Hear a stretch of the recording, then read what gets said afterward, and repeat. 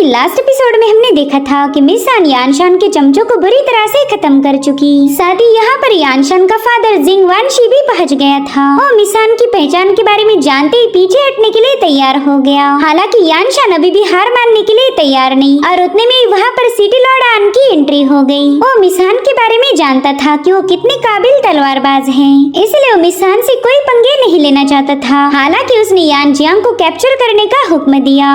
अब आगे तो इस एपिसोड की शुरुआत उसी सीन से थी जहाँ पर यान जियांग सिटी लॉर्ड आन का मुकाबला करने के लिए तैयार हो गया। मगर उतने में क्यों वहाँ पर आके उन लोगों पर चिल्लाने लगी। वो कह रही थी कि ये यंग मास्टर हमारे मेहमान हैं, तो यहाँ आकर तमाशा खड़ा मत करो। अब यान जियांग नहीं चाहता था कि ये बंदी भी इस मसले में घसीटी जाए, तो क्यू से कहने लगा कि आप अंदर चली जाओ और मैं इस मसले को हैंडल कर लूंगा। यहाँ पर रुकना काफी ज्यादा खतरनाक है। मगर क्यू कहाँ ही उसकी बात सुनने वाली थी। वो यान जियांग से कहती कि आप हमारे मेहमान हो और ये लोग मेरे मेहमानों का अपमान कर रहे हैं, इन्हें तो मैं काफी अच्छे से सबक सिखाऊंगी। उसकी बातें सुनकर सिटी लॉर्ड आन को भी गुस्सा आ गया। वो कह रहा था कि शायद इन कुछ सालों में मैंने अपनी सिटी पर जरा भी ध्यान नहीं दिया, इसलिए तो मेरे ही लोग मेरे खिलाफ हो गए। यही सही वक्त है इन्हें सबक सिखा के लाइन पर लाने का, तभी जाकर ये लोग अपने सिटी लॉर्ड की इज्जत करेंगे। और इतना कहते साथ ही सिटी लॉर्ड आन ने अपने ड्रैगन पाइथन को समन कर लिया। उस ड्रैगन पाइथन ने तो बड़ी तेजी के साथ इन पर हमला कर दिया था,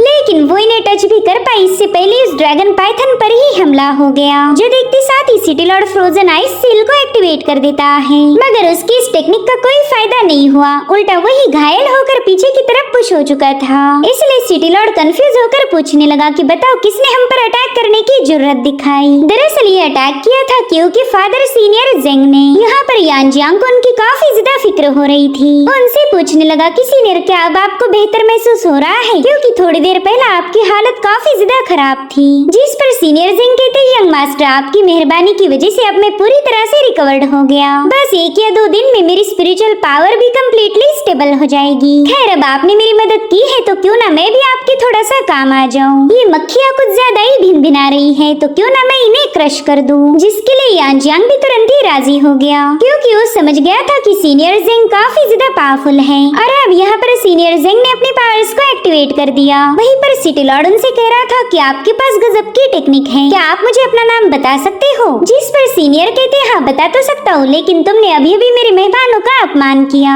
इसलिए अब तो तुम लोग सस्पेंस में ही मरने वाले हो।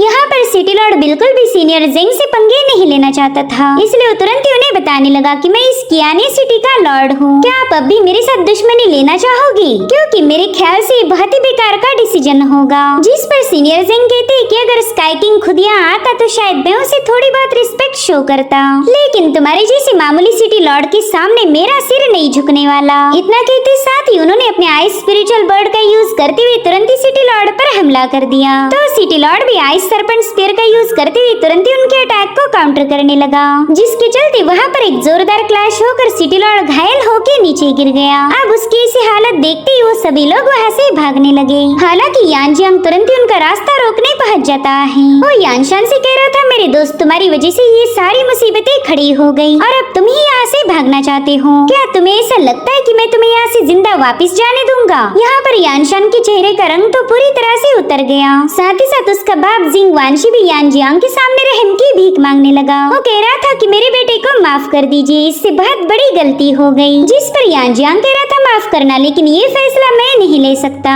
इसने मेरी दोस्त मिसान को काफी ज्यादा तंग किया है, तो अब इसे मारना है या छोड़ना है इसका फैसला वो लेगी। तभी यानशान उसे बताने लगा कि लड़के मेरी सिस्टर स्काई किंग के काफी ज्यादा क्लोज हैं, अगर तूने मुझे हाथ भी लगाया तो वो लोग तुझे जिंदा नहीं छोड़ेंगे। मगर उतने में मिसान ने सीधे जाकर उसके गले को स्लिट कर दिया। वो कह रही थी कि तूने मेरे यंग मास्टर को धमकी देने की जरूरत दिखाई, इसलिए मुझे मजबूर होकर तेरी बकबक बंद करनी पड़ गई। अगर तेरे 10 सिर भी होते तो शायद मैं उन्हें खुशी से काट देती। यहाँ पर मास्टर जिंग वानशी तो अपने बेटे को देखकर काफी ज्यादा इमोशनल हो गया, मगर वो इतना पावरफुल नहीं था कि मिसान का मुकाबला कर पाए, इसलिए मिसान से कहने लगा कि मैं तुम्हें कभी माफ नहीं करूंगा। जिसके बाद अपने बेटे को उठाकर तुरंत ही वहाँ से रवाना हो जाता है। इधर सिटी लॉर्ड को भी होश आ चुका था, मगर अब उसमें इतनी हिम्मत नहीं थी कि वो यान जियांग पर अटैक ट्रैक कर पाए, इसलिए वो भी तुरंत ही वहाँ से रवाना हो गया। वहीं पर यान जियांग मिसान की तारीफें करते हुए कहने लगा कि तुम्हें मेरे साथ रखना काफी अच्छा डिसीजन था। जब से हम इस सिटी में आए हैं तब से तुमने न जाने कितनी ही बार मुझे प्रोटेक्ट किया। जिस पर मिसान कहने लगी कि आपकी हिफाजत करना ही मेरा फर्ज है।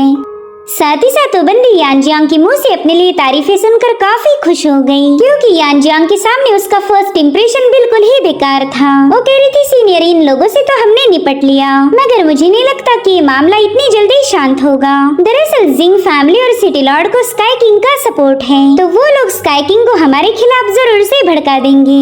और शायद आपको पता नहीं होगा, मगर स्काई किंग काफी ज्यादा बेरहम है। कोई उसके खिलाफ आवाज उठाए ये वो बंदा बिल्कुल बर्दाश्त नहीं कर सकता। इसलिए मेरे ख्याल से हमने जल्दी से हेवन शेकिंग पवेलियन वापस जाना चाहिए। पैलेस जाने के बाद तो स्काई किंग चाहकर भी हमसे पंगे नहीं ले पाएगा। साथ ही मैंने अपने फादर के पास वापस जाना भी जरूरी है। जो सुनकर सीनियर जिंग कहने लगे कि यंग मास्टर, मुझे लगा नहीं था कि आप हेवन शेकिंग पैलेस से बिलोंग करते हो। जिस पर यान जियांग कह रहा था, ना मैं वहाँ से बिलोंग नहीं करता, बल्कि मैं तो बस यहाँ पर हेवन शैटरिंग किंग का इलाज करने आया था। जैसे उनका इलाज पूरा हो जाए मैं अपने सेक्ट वापस जाऊंगा। खैर अब आपकी इंजरीज हील हो चुकी है, तो प्लीज मुझे इजाजत दीजिए, हमें जल्द से जल्द पैलेस में वापस लौटना होगा। तभी सीनियर जेंग उससे कहने लगी, यंग मास्टर आपने मेरी जान बचाई, इसीलिए मैं आपको खाली हाथ नहीं जाने दे सकता। वैसे मेरे पास स्पिरिचुअल स्टोन्स तो मौजूद नहीं, लेकिन मैं आपको ये अजूर फ्लेम मेडिसिन फर्नेस और जेड मैरो देना चाहता हूँ। प्लीज मेरी तरफ से इसे थैंक यू टोकन समझकर एक्सेप्ट कर लीजिए। तो यान जियांग भी उनकी बात मान जाता है। साथ ही सीनियर जेंग कहने लगे, यंग मास्टर मेरी आपसे एक गुजारिश है, और प्लीज मेरी इस रिक्वेस्ट को एक्सेप्ट कर लीजिए। मैं चाहता हूँ कि आप क्यू को थोड़े दिनों के लिए आपके साथ रखें। दरअसल मैं अपने एक पुराने दुश्मन से बदला लेना चाहता हूँ, और वो बंदा भी मुझे मारना चाहता है। तो ऐसी सिचुएशन में मैं क्यू को अपने साथ नहीं रख सकता।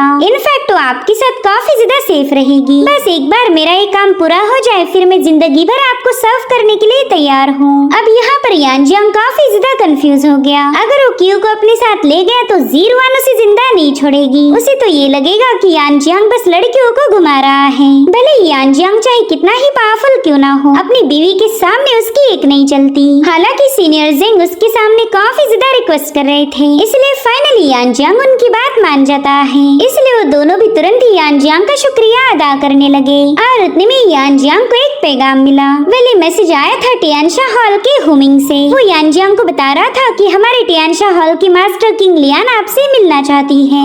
इसलिए यान जियांग तुरंत ही अपने साथियों के साथ मेडिसिन वॉल के पास पहुंच गया, जहां पर हीलर युंडान उसे लेने आया था। वो तुरंत ही यान जियांग का शुक्रिया अदा करते हुए कहने लगा कि आप मेरे एक ही पैगाम पर यहाँ आ गए। मुझे तो लगा था कि मुझे आपके सामने ढेर सारी मिन्नतें करनी होगी। जिस पर यान जियांग जवाब देते हुए कहने लगा कि मैं आपके हॉल मास्टर किंग लियान की इनविटेशन को ठुकरा नहीं सकता। प्लीज हमें उनके पास लेके चलिए, हमने उन्हें ज्यादा इंतजार नहीं करवाना चाहिए। लेकिन हीलर युंडान देखता है कि यान जियांग के साथ कई सारे लोग हैं, तो तुरंत ही यान जियांग को बताने लगा कि हमारी हॉल मास्टर आपसे अकेले में मिलना चाहती है। कहीं न कहीं यान जियांग इस मीटिंग का मतलब समझ गया था, इसलिए वो तुरंत ही अपने साथियों से कहने लगा कि आप लोगों को मेरी फिक्र करने की कोई जरूरत नहीं। आप यहाँ पर हॉल के बाहर मेरा इंतजार कीजिए, मैं बस थोड़ी देर में वापस आ जाऊंगा। जिसके बाद युंडान यान जियांग को लेकर अपने हॉल मास्टर किंग लियान के पास पहुँच जाता है। तो हॉल मास्टर युंडान का शुक्रिया अदा करते हुए कहने लगी कि अब तुम यहाँ से जा सकते हो, मुझे अकेले में यंग मास्टर यान जियांग के साथ कुछ बात करनी है। अब यहाँ पर यान जियांग उनसे पूछने लगा कि हॉल मास्टर बताए मैं आपकी किस तरह से मदद कर सकता हूँ। पता नहीं क्यों मुझे ऐसा लगता है कि आप मेरी अजूर लोटस रिवाइवल आर्ट के बारे में जानना चाहती हो। जिस पर मास्टर किंग लियान कहने लगी, हाँ बिल्कुल, दरअसल मैं तुम्हारे मास्टर के बारे में जानना चाहती हूँ। और अब उसने यान जियांग के सामने एक पेंटिंग पेश की। वो कहने लगी कि मुझे प्लीज बता दो, क्या यही तुम्हारी मास्टर है? अब यान जियांग इसके पास अपने मास्टर की पेंटिंग देखकर काफी ज्यादा हैरान था। वो दिल ही दिल में सोचने लगा कि पता नहीं ये बंदी आखिर करना क्या चाहती, मैं इसके इरादों को ठीक से पहचान नहीं पा रहा। पिछली बार जब युंडान ने मेरी रिवाइवल आर्ट को देखा तभी उसने अपने मास्टर का भी जिक्र किया, और आज मुझे पता चल रहा कि इन लोगों के पास तो मेरे मास्टर की भी पेंटिंग है। खैर फिलहाल के लिए मैं इसकी बात मान जाता हूँ, और फिर देखता हूँ ये आगे मेरे साथ क्या करेगी। अगर इसने मुझ पर हमला किया तो मैं इतना पावरफुल तो हुई कि खुद को डिफेंड कर पाऊँ। इसलिए वो तुरंत ही शॉक होने का नाटक करते हुए कहने लगा कि हॉल मास्टर, भला आपके पास उनकी पेंटिंग कहाँ से आ गई? जो सुनकर किंग लियान कहती, हाँ मेरा अंदाजा पूरी तरह से सही था, दरअसल ये सिर्फ तुम्हारी ही नहीं बल्कि मेरी भी मास्टर है। जिस पर यान जियांग कह रहा था कि इसका मतलब तो ये है कि आप मेरी सीनियर सिस्टर हो गई। यहाँ पर यान जियांग बस इस बंदी के साथ जान पहचान बढ़ाना चाहता था, ताकि जब आगे चलकर वो स्काई किंग का मुकाबला करेगा तब शायद किंग लियान उसकी हेल्प करेगी। वहीं पर किंग लियान कह रही थी कि तुम तो मेरी जूनियर ब्रदर हो, तो आज के बाद हमारा सीनियर जूनियर का रिश्ता होगा। दरअसल मुझे युनडैन ने बताया था कि तुम्हारे पास अजूर लोटस रिवाइवल आर्ट की पूरी टेक्निक है। क्या युनडैन ने जो मुझे बताया था वो सच है? जो सुनकर यान जियांग दिल ही दिल में कहने लगा कि शायद ये बंदी अजूर लोटस रिवाइवल आर्ट की कंप्लीट टेक्निक मेरे से लेना चाहती है। तो यान जियांग कह रहा था हाँ, युनडैन ने एकदम सही बताया, मेरे पास रिवाइवल आर्ट की कंप्लीट टेक्निक है, मगर मुझे ये समझ नहीं आ रहा कि मेरी मास्टर ने आपके साथ कंप्लीट टेक्निक शेयर क्यों नहीं की। जिस पर किंग लियान मायूस होते हुए बताने लगी कि हमारी मास्टर ने मुझे इस रिवाइवल आर्ट की बस पहली 2 मूव्स का ही नॉलेज दिया था और उसके बाद वो अचानक से गायब हो गई। जिस पर यान जियांग कह रहा था कि आप बिल्कुल फिक्र मत कीजिए, अजूर लोटस रिवाइवल टेक्निक का आधा हिस्सा मैं आपको पास कर दूंगा। मैं अपनी सीनियर सिस्टर के लिए इतना तो कर ही सकता हूँ। जो सुनते साथ ही किंग लियान भी काफी ज्यादा खुश हो गई। उसने बिल्कुल भी उम्मीद नहीं की थी कि यान जियांग इसके लिए राजी हो जाएगा। ओके ताई सीनियर, क्यों ना इस काम को अभी किया जाए, मैं तुरंत ही उस टेक्निक के आखिरी मूव आपको पास कर दूंगा। जो सुनते साथ ही किंग लियान यान जियांग का शुक्रिया अदा करने लगी। वो कह रही थी कि मैं हमेशा तुम्हारी एहसानमंद रहूंगी। और अब यान जियांग ने तुरंत ही अपनी अजूर लोटस रिवाइवल आर्ट को एक्टिवेट कर दिया। वो इस टेक्निक की पावर को किंग लियान के माइंड स्पेस में ऐड कर रहा था। और अब थोड़ी देर में ये प्रोसेस पूरी हो गई। यान जियांग उसे बता रहा था कि सीनियर, मैंने अजूर लोटस रिवाइवल आर्ट की एक फाइनल टेक्निक आपकी माइंड स्पेस में इम्प्रिंट की है, इसे आप जब चाहे तब स्टडी कर सकती हो। यहाँ पर किंग लियान भी यान जियांग की इस नेचर से काफी ज्यादा इम्प्रेस हो गई। वो कह रही थी जूनियर, तुमने बिना कुछ सोचे समझे अपनी टेक्निक का सारा नॉलेज मेरे साथ शेयर किया। मैं तो हमेशा तुम्हारी एहसानमंद रहूंगी। जब भी तुम्हें मेरी जरूरत हो बस मुझे पैगाम भेज देना। जो कुछ भी मेरी पावर में है मैं तुम्हारे लिए वो सब करूंगी। और हाँ, इस बार भी मैं तुम्हें खाली हाथ नहीं भेजना चाहती। जहाँ तक मेरा अंदाजा है तुम मेडिसिन एक्सचेंज को अटेंड करना चाहते थे। शायद हो सकता है कि तुम्हें किसी स्पिरिचुअल हब की जरूरत होगी, तो प्लीज मुझे बता दो तुम्हें किस चीज की जरूरत है और मैं तुम्हें वो प्रोवाइड करूंगी। यही तो यान जियांग भी चाहता था। अगर स्काई किंग को हराकर अपनी टांग फैमिली को प्रोटेक्ट करना है तो यान जियांग को अपने दोस्त बनाने पड़ेंगे, क्योंकि ये काम वो अकेला तो बिल्कुल नहीं कर सकता। उसने हेवन शैटरिंग किंग का इलाज करके उसे अपनी साइड तो कर लिया है और अब बारी थी किंग लियान की। तो अब यान जियांग किंग लियान को बताने लगा कि सीनियर, मुझे हाई ग्रेड वाले सोल ऑब्जेक्ट की जरूरत थी। आपको तो पता ही होगा ऐसे ऑब्जेक्ट आसानी से नहीं मिलते। दरअसल मैं अपनी सोल को रिफाइन करना चाहता हूँ और ये काम बगैर सोल ऑब्जेक्ट के नहीं हो सकता। जिस पर किंग लियान कह रही थी कि अब तुम्हें टेंशन लेने की कोई जरूरत नहीं, इस काम में मैं तुम्हारी मदद करूंगी। आफ्टर ऑल तुम मेरी जूनियर ब्रदर हो तो इतना तो मैं तुम्हारे लिए कर ही सकती हूँ। यहाँ पर इस बंदी की बातों से ही पता चलता कि ये काफी ज्यादा लॉयल है। जिसके बाद हमें टियानशा हॉल की एक ट्रेजर वॉल्ट दिखाई गई। हॉल मास्टर किंग लियान के कहने पर हुमिंग यान जियांग को यहाँ लेकर पहुँच चुका था। वो यान जियांग को बता रहा था कि ये रूम हमारे टियानशा हॉल के लिए काफी ज्यादा इम्पोर्टेंट है, इसलिए यहाँ पर बहुत ही कम लोगों को आना अलाउड है। मगर आपने हमारे हॉल मास्टर की मदद की, इसलिए आप यहाँ से जो चाहे वो चीज कलेक्ट कर सकते हो। जो सुनते साथ ही यान जियांग काफी ज्यादा खुश हो गया। पहला तो उसे हॉल मास्टर किंग लियान पर शक हो रहा था कि कहीं ये बंदी उसे फंसा न दे, मगर अब उसे समझ आ चुका था कि किंग लियान एक रहमदिल इंसान है। साथ ही साथ वो पूरे दिल से अपने जूनियर की मदद करना चाहती थी, इसलिए तो उसने बेझिझक होकर यान जियांग को अपने ट्रेजर रूम का एक्सेस दे दिया। यान जियांग ने देखा कि इस कमरे में ढेर सारी एंशिएंट मेडिसिन मौजूद हैं, जो कि ऑलरेडी कल्टीवेशन की दुनिया से गायब हो चुकी। तो ऐसे प्रेशियस हर्ब्स को देखकर तो यान जियांग के होश ही उड़ गए। वो कह रहा था कि कल्टीवेटर्स कभी ऐसी मेडिसिन को हाथ से नहीं जाने देंगे। अगर टियानशा हॉल के पास ऐसा खजाना है, ये बात दुनिया में फैल गई तो फिर दुनिया में केओस मचेगा।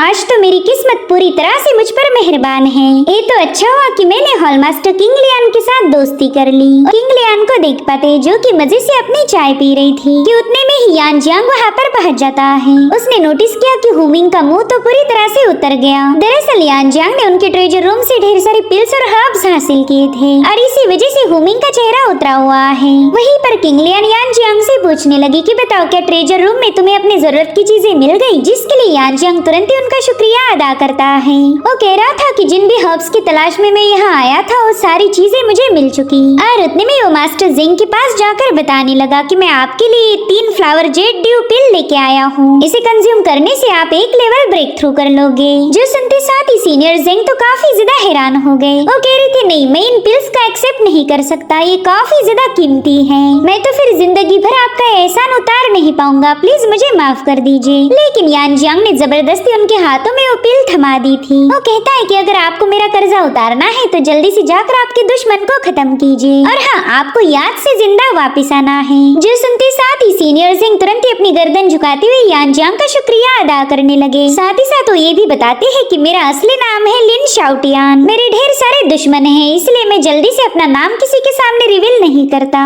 लेकिन आपने मेरा ट्रस्ट जीत लिया। अब जैसे ही मैं अपना रिवेंज पूरा करके वापस आऊंगा तब मेरी जिंदगी आपकी हो जाएगी। वहीं पर हॉलमास्टर किंग लियान कहने लगे कि लिन शाओटियान, ये नाम मैंने सुना है, मेरे ख्याल से तुम ही अजुर फ्लेम किंग हो। हालांकि शाओटियान नाराज होकर कहने लगे कि मैं कोई अजुर फ्लेम किंग नहीं हूँ। उतने में ही मास्टर किंग लियान बताने लगे कि तुम स्काई रीचिंग मार्शल किंग के लिस्ट के 6ठी रैंकिंग के कल्टीवेटर हो, इसलिए प्लीज अपनी पहचान को इनकार मत करो। मैं जानती हूँ तुम काफी ज्यादा पावरफुल हो। हालांकि मैंने तुम्हारे बारे में कुछ अफवाहें सुनी थी कि जब तुम अपनी वाइफ के साथ फ्लाइंग ड्रैगन माउंटेन गए, वहाँ पर तुम दोनों को किसी ने खत्म कर दिया। जो सुनते ही शाओटियान खुद से ही नाराज होकर कहने लगे कि हाँ, मैं जिंदा बच गया, लेकिन मेरी वाइफ उन लोगों के हाथों मारी गई। दरअसल ब्लैक डीमन क्लैन ने हम पर अटैक किया था, तो मेरी वाइफ मुझे प्रोटेक्ट करते हुए उनका शिकार बन गई। और उसी दिन मैंने ठान लिया था कि चाहे कुछ भी क्यों ना हो जाए, मैं उसका बदला जरूर लूंगा। ये सब सुनकर किंग लियान काफी ज्यादा हैरान थी। वो कहने लगी कि आखिर ब्लैक डीमन क्लैन के साथ तुम्हारी ऐसी कौन सी दुश्मनी थी जो उन लोगों ने तुम पर जानलेवा हमला किया। जिस पर मास्टर शाओटियान जवाब देते हुए बताने लगे कि हमारा ब्लैक डीमन क्लैन के साथ कोई मसला नहीं था।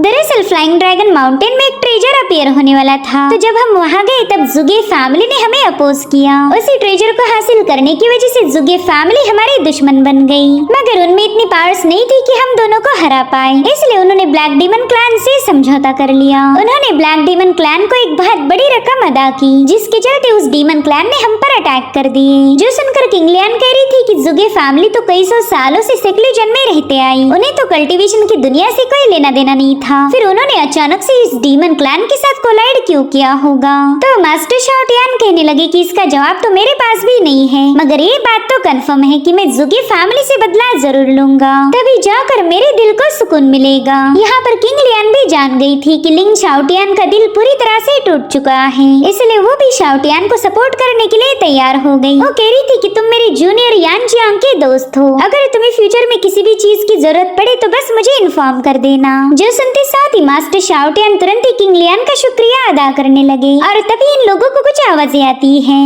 इसलिए हुमिंग ने अपने सिपाहियों को हुक्म दिया कि जल्दी से बाहर जाकर चेक करो। और अब थोड़ी देर में वो बंदा घायल हालत में हॉल में पहुंच जाता है। वो सिपाही हुमिंग को बता रहा था कि बहुत बड़ी मुसीबत आ गई। दरअसल स्काई किंग ने हमारे टियानशा हॉल को चारों ओर से घेर लिया है। वो बंदा कह रहा था कि हमने उसके दुश्मनों को पनाह दी है। ये सुनते साथ ही हुमिंग काफी ज्यादा पैनिक हो गया। वहीं पर किंग लियान भी हैरान थी कि आखिर स्काई किंग यहाँ पर क्यों आया होगा। तभी यान जियांग सामने आते हुए बताने लगा कि सीनियर सिस्टर, शायद वो बंदा मेरे लिए आया है। जो सुनते ही किंग लियान भी काफी ज्यादा हैरान हो गई। वो यान जियांग से पूछ रही थी कि जूनियर, आखिर तुमने स्काई किंग से पंगे कब लिए। तो यान जियांग उसे सारी कहानी बताने लगा। वो कह रहा था कि जिंग फैमिली का यंग मास्टर यानशान मेरा स्टोन क्रिस्टल चुराने वाला था, लेकिन जब वो इसमें फेल हुआ तब उसने अपने कुछ बंदों के हाथों मुझे खत्म करवाने की कोशिश की, मगर इसमें भी वो नाकाम रहा। मैंने उसे और उसके साथियों को मार दिया। उस वक्त जिंग यानशान का बाप जिंग वानशी भी वहाँ पर मौजूद था। मेरे ख्याल से वही जाकर स्काई किंग को यहाँ लेके आया है ताकि वो लोग मुझसे हिसाब बराबर कर पाए। अभी कहानी सुनने के बाद मास्टर किंग लियान को जिंग फैमिली पर काफी ज्यादा गुस्सा आ रहा था। वो यान जियांग से कहने लगी कि जिंग फैमिली अपनी औकात भूल चुकी है, मगर कोई बात नहीं, तुम उनकी बिल्कुल फिक्र मत करो। मैं भी देखना चाहती कि स्काई किंग किस हद तक जा सकता। और अब सीन शिफ्ट होकर हम स्काई किंग को देख पाते हैं, जो कि यान जियांग और मिसान को बाहर आने का हुक्म दे रहा था। साथ ही जिंग वानशी के चेहरे पर एक ईवल स्माइल थी। उसे पूरा यकीन है कि स्काई किंग आज उनके दुश्मनों को मार देगा। मगर तभी वहाँ पर हॉल मास्टर किंग लियान की आवाज गूंजने लगी। वो स्काई किंग से कह रही थी कि अरे वाह, तुम तो यहाँ पर आकर हुक्म चला रहे हो। शायद तुम भूल गए कि टियानशा हॉल मेरे ऑर्डर को फॉलो करता है, ना कि तुम्हारे। और अब किंग लियान अपने साथियों के साथ बाहर पहुंच चुकी थी। स्काई किंग तो उसे अपने सामने देखकर ही काफी ज्यादा हैरान रह गया। वो कहने लगा, किंग लियान, मैंने तो सुना था कि तुम सेक्लुजन में कल्टीवेट कर रही थी, फिर तुम अचानक से सेक्लुजन से बाहर कब आ गई? जिस पर किंग लियान कहने लगी कि मैं सेक्लुजन में क्या ही गई, तुमने तो मेरे पूरे हॉल को चारों ओर से घेर लिया। तुमने क्या सोचा था टियानशा हॉल को हराना इतना ज्यादा आसान होगा? जब तक कि मैं जिंदा हूँ तब तक तो ये पॉसिबल नहीं। अब बताओ यहाँ पर क्यों आए हो? कहीं तुम्हारा इरादा टियानशा मेडिसिन हॉल के साथ जंग करने का तो नहीं है? अब स्काई किंग इस बंदी से पंगे नहीं लेना चाहता था, इसलिए वो किंग लियान को बताने लगा कि मेरी तुम्हारे टियानशा हॉल से कोई दुश्मनी नहीं, बल्कि मैं तो अपने सिपाही लेकर इसलिए आया हूँ ताकि यानजियांग और मिस हान को सबक सिखा पाऊँ। इन दोनों ने मिलकर जिंग फैमिली के यंग मास्टर यानशान को ब्रूटली खत्म कर दिया। इतना ही नहीं, सिटी लॉर्ड आन भी इन दोनों की वजह से बुरी तरह से घायल हो गए। तो अगर हम ऐसे क्रिमिनल्स को पनिश ना करें तो हमारे कॉन्टिनेंट में कैओस मचेगा। जस्टिस को अपहोल्ड करने के लिए मैंने इन दोनों के एग्जीक्यूशन का फैसला लिया है। जो सुनते साथ ही यानजियांग कहने लगा कि तुम्हारे मुंह से जस्टिस की बातें अच्छी नहीं लगती। जिस जिंग यानशान का बदला लेने तुम आए हो, उस बंदे ने हम पर कई दफे हमले करवाए। अगर कोई मुझ पर अटैक करेगा तो मैं भी फाइट बैक जरूर करूंगा, मगर तुम्हारे हिसाब से सेल्फ डिफेंस एक क्रिमिनल एक्टिविटी है। जिस पर वांशी तुरंत ही कहने लगा कि ये बंदा सरासर झूठ बोल रहा। इसी ने सबसे पहला मेरे बेटे को इंजर्ड किया था और उसने फिर मजबूर होकर इसे खत्म करने की कोशिश की। सो यहाँ पर जिंग वांशी दबाकर झूठ बोल रहा था ताकि यानजियांग पूरी तरह से अकेला पड़ जाए। उतने में स्काई किंग किंग लियान से कहने लगा कि मैं तुम्हारे साथ कोई दुश्मनी खड़ी नहीं करना चाहता, बल्कि मेरा टारगेट तो है ये यानजियांग। इन क्रिमिनल्स को मेरे हवाले कर दो और मैं चुपचाप से यहाँ से चला जाऊंगा। जिसके बाद स्काई किंग अपनी पावर्स को एक्टिवेट करते हुए गोल्डन लायन को समन कर लेता है। स्काई किंग जानता था कि यानजियांग उसके हाथों आसानी से मारा जाएगा, लेकिन तभी उसे किंग लियान नजर आने लगी, जो कि हवा में बड़े स्टाइल के साथ चल रही थी। वो कहती, स्काई किंग लिनशान, मेरे ख्याल से तुम हेवन मार्शल किंग के 6 स्टार रन पर पहुंच चुके हो और तुम्हारी इस ब्रेक थ्रू ने तुम्हें काफी ज्यादा बदतमीज बना दिया। तुम अपनी औकात से बाहर जाकर जस्टिस की बातें कर रहे हो। खैर कोई नहीं, आज मैं तुम्हें जस्टिस का सबक सिखाऊंगी। साथ ही तुम्हें आज पता चलेगा कि हमारे दोनों के दरमियान कितना बड़ा गैप है, जिसे तुम इस जन्म में तो भर नहीं सकते। इधर स्काई किंग लिनशान थोड़ा सा शॉक हो गया। वो तुरंत ही समझ गया कि king Lian martial emperor realm पर पहुंच चुकी है और उतने में मास्टर किंग लियान ने अपने पावर्स को एक्टिवेट करना शुरू कर दिया। उनके पीछे एक बहुत बड़ा फिनिक्स फॉर्म हो चुका था और फिर उन्होंने स्काई किंग लिनशान के गोल्डन लायन पर एक जोरदार हमला कर दिया, जिसके चलते वहाँ पर एक जोरदार क्लैश होकर वो गोल्डन लायन डिसअपियर हो गया। इनफैक्ट स्काई किंग भी इस एक ही अटैक में बुरी तरह से घायल हो गया। तो तुरंत ही हॉल मास्टर किंग लियान की स्ट्रेंथ की तारीफें करता है। वो कहने लगा कि फिलहाल तो मैं तुम्हारा मुकाबला नहीं कर सकता, तो क्यों ना इस ड्यूल को थोड़ा सा पोस्टपोन किया जाए। और इतना कहते साथ ही वो बंदा एस्केप टैलिस्मान को क्रश करते हुए तुरंत ही वहाँ से भाग निकला। अब स्काई किंग के वहाँ से भागने के बाद उसके सोल्जर भी दफा हो गए। अब वहाँ बाकी रह गया था जिंग वांशी, जो कि ये सब देखकर ही काफी ज्यादा पैनिक हो गया। उसके पास बस एक ही ऑप्शन था, जो कि है सरेंडर, और उसने भी वही किया। तो यानजियांग उससे कहने लगा कि तुमने मुझे खत्म करने के लिए यहाँ पर कितना बड़ा तमाशा खड़ा किया। इनफैक्ट तुम तो स्काई किंग को भी यहाँ पर लेके आए थे और फिर जैसे तुम नाकाम हुए तुम इतनी आसानी के साथ मेरे सामने सरेंडर कर रहे। जिस पर वांशी कह रहा था, यंग मास्टर यानजियांग, मैं जानता हूँ कि मुझसे बहुत बड़ी गलती हो गई, प्लीज मुझे माफ कर दीजिए, आज मुझे बख्श दीजिए और मैं आपको प्रॉमिस करता हूँ कि मैं दोबारा आपके रास्ते में नहीं आऊंगा। अब यहाँ पर यानजियांग इस बंदे को माफ करने वाला था कि तभी मिस हान उसे बताने लगी कि कई सालों से स्काई किंग जिंग वांशी को सपोर्ट करता आ रहा और उसी के आड़ में इस बंदे ने न जाने कितने सारे इवल काम किए। इसके हाथ मासूमों के खून से रंगे हुए हैं, तो मेरे ख्याल से हमने इस बंदे को जिंदा नहीं छोड़ना चाहिए। इसे एक बार नहीं बल्कि 100 बार भी खत्म किया जाए तो भी इसके गुनाह माफी के लायक नहीं। जिस पर वांशी कह रहा था, प्लीज मुझ पर ऐसे इल्जाम मत लगाओ, मैंने हेवन के खिलाफ आज तक कोई काम नहीं किया। उतने में यानजियांग उसके मुंह पर अटैक करते हुए उसे काफी दूर ढकेल देता है। वो कह रहा था कि इस बंदे को हम खत्म नहीं करेंगे, बल्कि इसे डंजन में डालकर चौराहे पर रख दो। साथ ही जिंग वांशी ने जिन भी लोगों को मारा था उन सभी के फैमिलीज को इन्फॉर्म करो कि उन्होंने खुद चौराहे पर आकर अपनी ब्लड डेट को कलेक्ट करना है। तो यानजियांग की आइडिया मिस हान को भी पसंद आ गई। तो इस तरह से जिंग वांशी को उसके कर्मों की की सजा मिलेगी। उसने जिन्हें भी हर्ट किया था वही लोग उससे बदला लेंगे। अब यानजियांग तुरंत ही जाकर मास्टर किंग लियान का शुक्रिया अदा करने लगा, जिस पर किंग लियान कह रही थी कि तुम मेरे जूनियर ब्रदर हो, इसलिए थैंक्स बोलने की कोई जरूरत नहीं। बस मैं तुम्हें आगाह करना चाहती हूँ कि स्काई किंग लिनशान काफी ज्यादा नैरो माइंडेड है। वो तुमसे बदला लेने की कोशिश जरूर करेगा। मैं हमेशा तो तुम्हारी साइड नहीं रह सकती, इसलिए तुम्हें खुद का ज्यादा ख्याल रखना होगा। वो बंदा कभी भी तुम पर अटैक कर सकता है, इसलिए जल्दी से प्रिपेयर्ड हो जाओ। जिस पर यानजियांग कह रहा था, सीनियर आप मेरी फिक्र बिल्कुल मत कीजिए। अगर वो बंदा मुझ पर अटैक कर भी देगा तो कोई बात नहीं, मैं उससे मुकाबला करूंगा।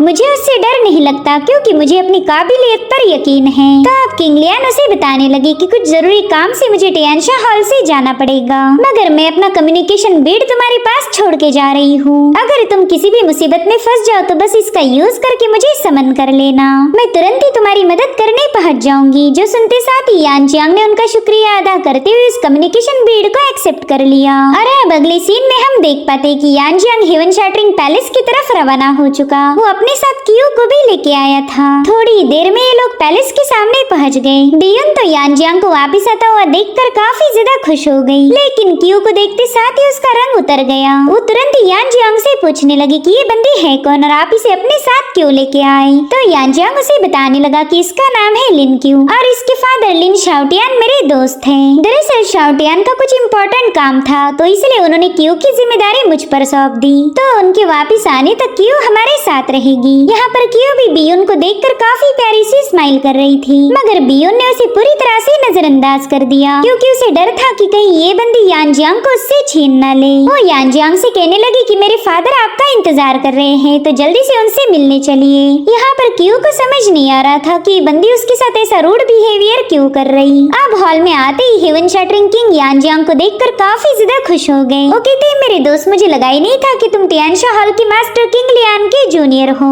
तुम्हारे तो वाकई काफी स्ट्रॉन्ग कनेक्शंस हैं। जिस पर यानजियांग थोड़ा सा हेजिटेट होते हुए कहने लगा कि सीनियर मुझे भी नहीं पता था कि हॉल मास्टर किंग लियान मेरी सीनियर होगी। हाल ही में हमारी मुलाकात हुई थी और तभी मुझे ये बात पता चली कि वो मेरी सीनियर है। खैर मास्टर किंग लियान ने मुझे ढेर सारे स्पिरिचुअल हर्ब्स दिए हैं जिनका यूज करके मैं बॉडी ट्रांसफॉर्मेशन एलिक्सर को रिफाइन कर पाऊंगा। वैसे तो इस एलिक्सर को रिफाइन करना हद से ज्यादा मुश्किल है, लेकिन मैं जानता हूँ कि मैं इसे सक्सेसफुली कर पाऊंगा और मैं आपसे वादा करता हूँ कि इस एलिक्सर को लेने के बाद आपका इलनेस चुटकियों में दूर हो जाएगा। जो सुनकर हेवन शैटरिंग किंग इमोशनल होकर कहने लगे कि यंग मास्टर तुमने मुझ पर बहुत बड़ा एहसान किया, मैं तो चाहकर भी इस एहसान को चुका नहीं पाऊंगा, लेकिन मेरी अनमोल बेटी बियुन मैं तुम्हारे हवाले करना चाहता हूँ। अगर आप बियुन के साथ शादी कर लो तो हमारी फैमिलीज हमेशा के लिए रिश्तेदार बन जाएगी। अब राजा का ये प्रपोजल सुनकर यानजियांग और बियुन ये दोनों भी शॉक थे, मगर हम बियुन के चेहरे पर एक प्यारी सी स्माइल देख पाते हैं। दरअसल ये बंदी ऑलरेडी यानजियांग को अपना दिल दे चुकी है, बस ये बात यानजियांग को पता नहीं थी। वहीं पर यानजियांग काफी ज्यादा कंफ्यूज था कि वो राजा के प्रपोजल को मना कैसे करेगा।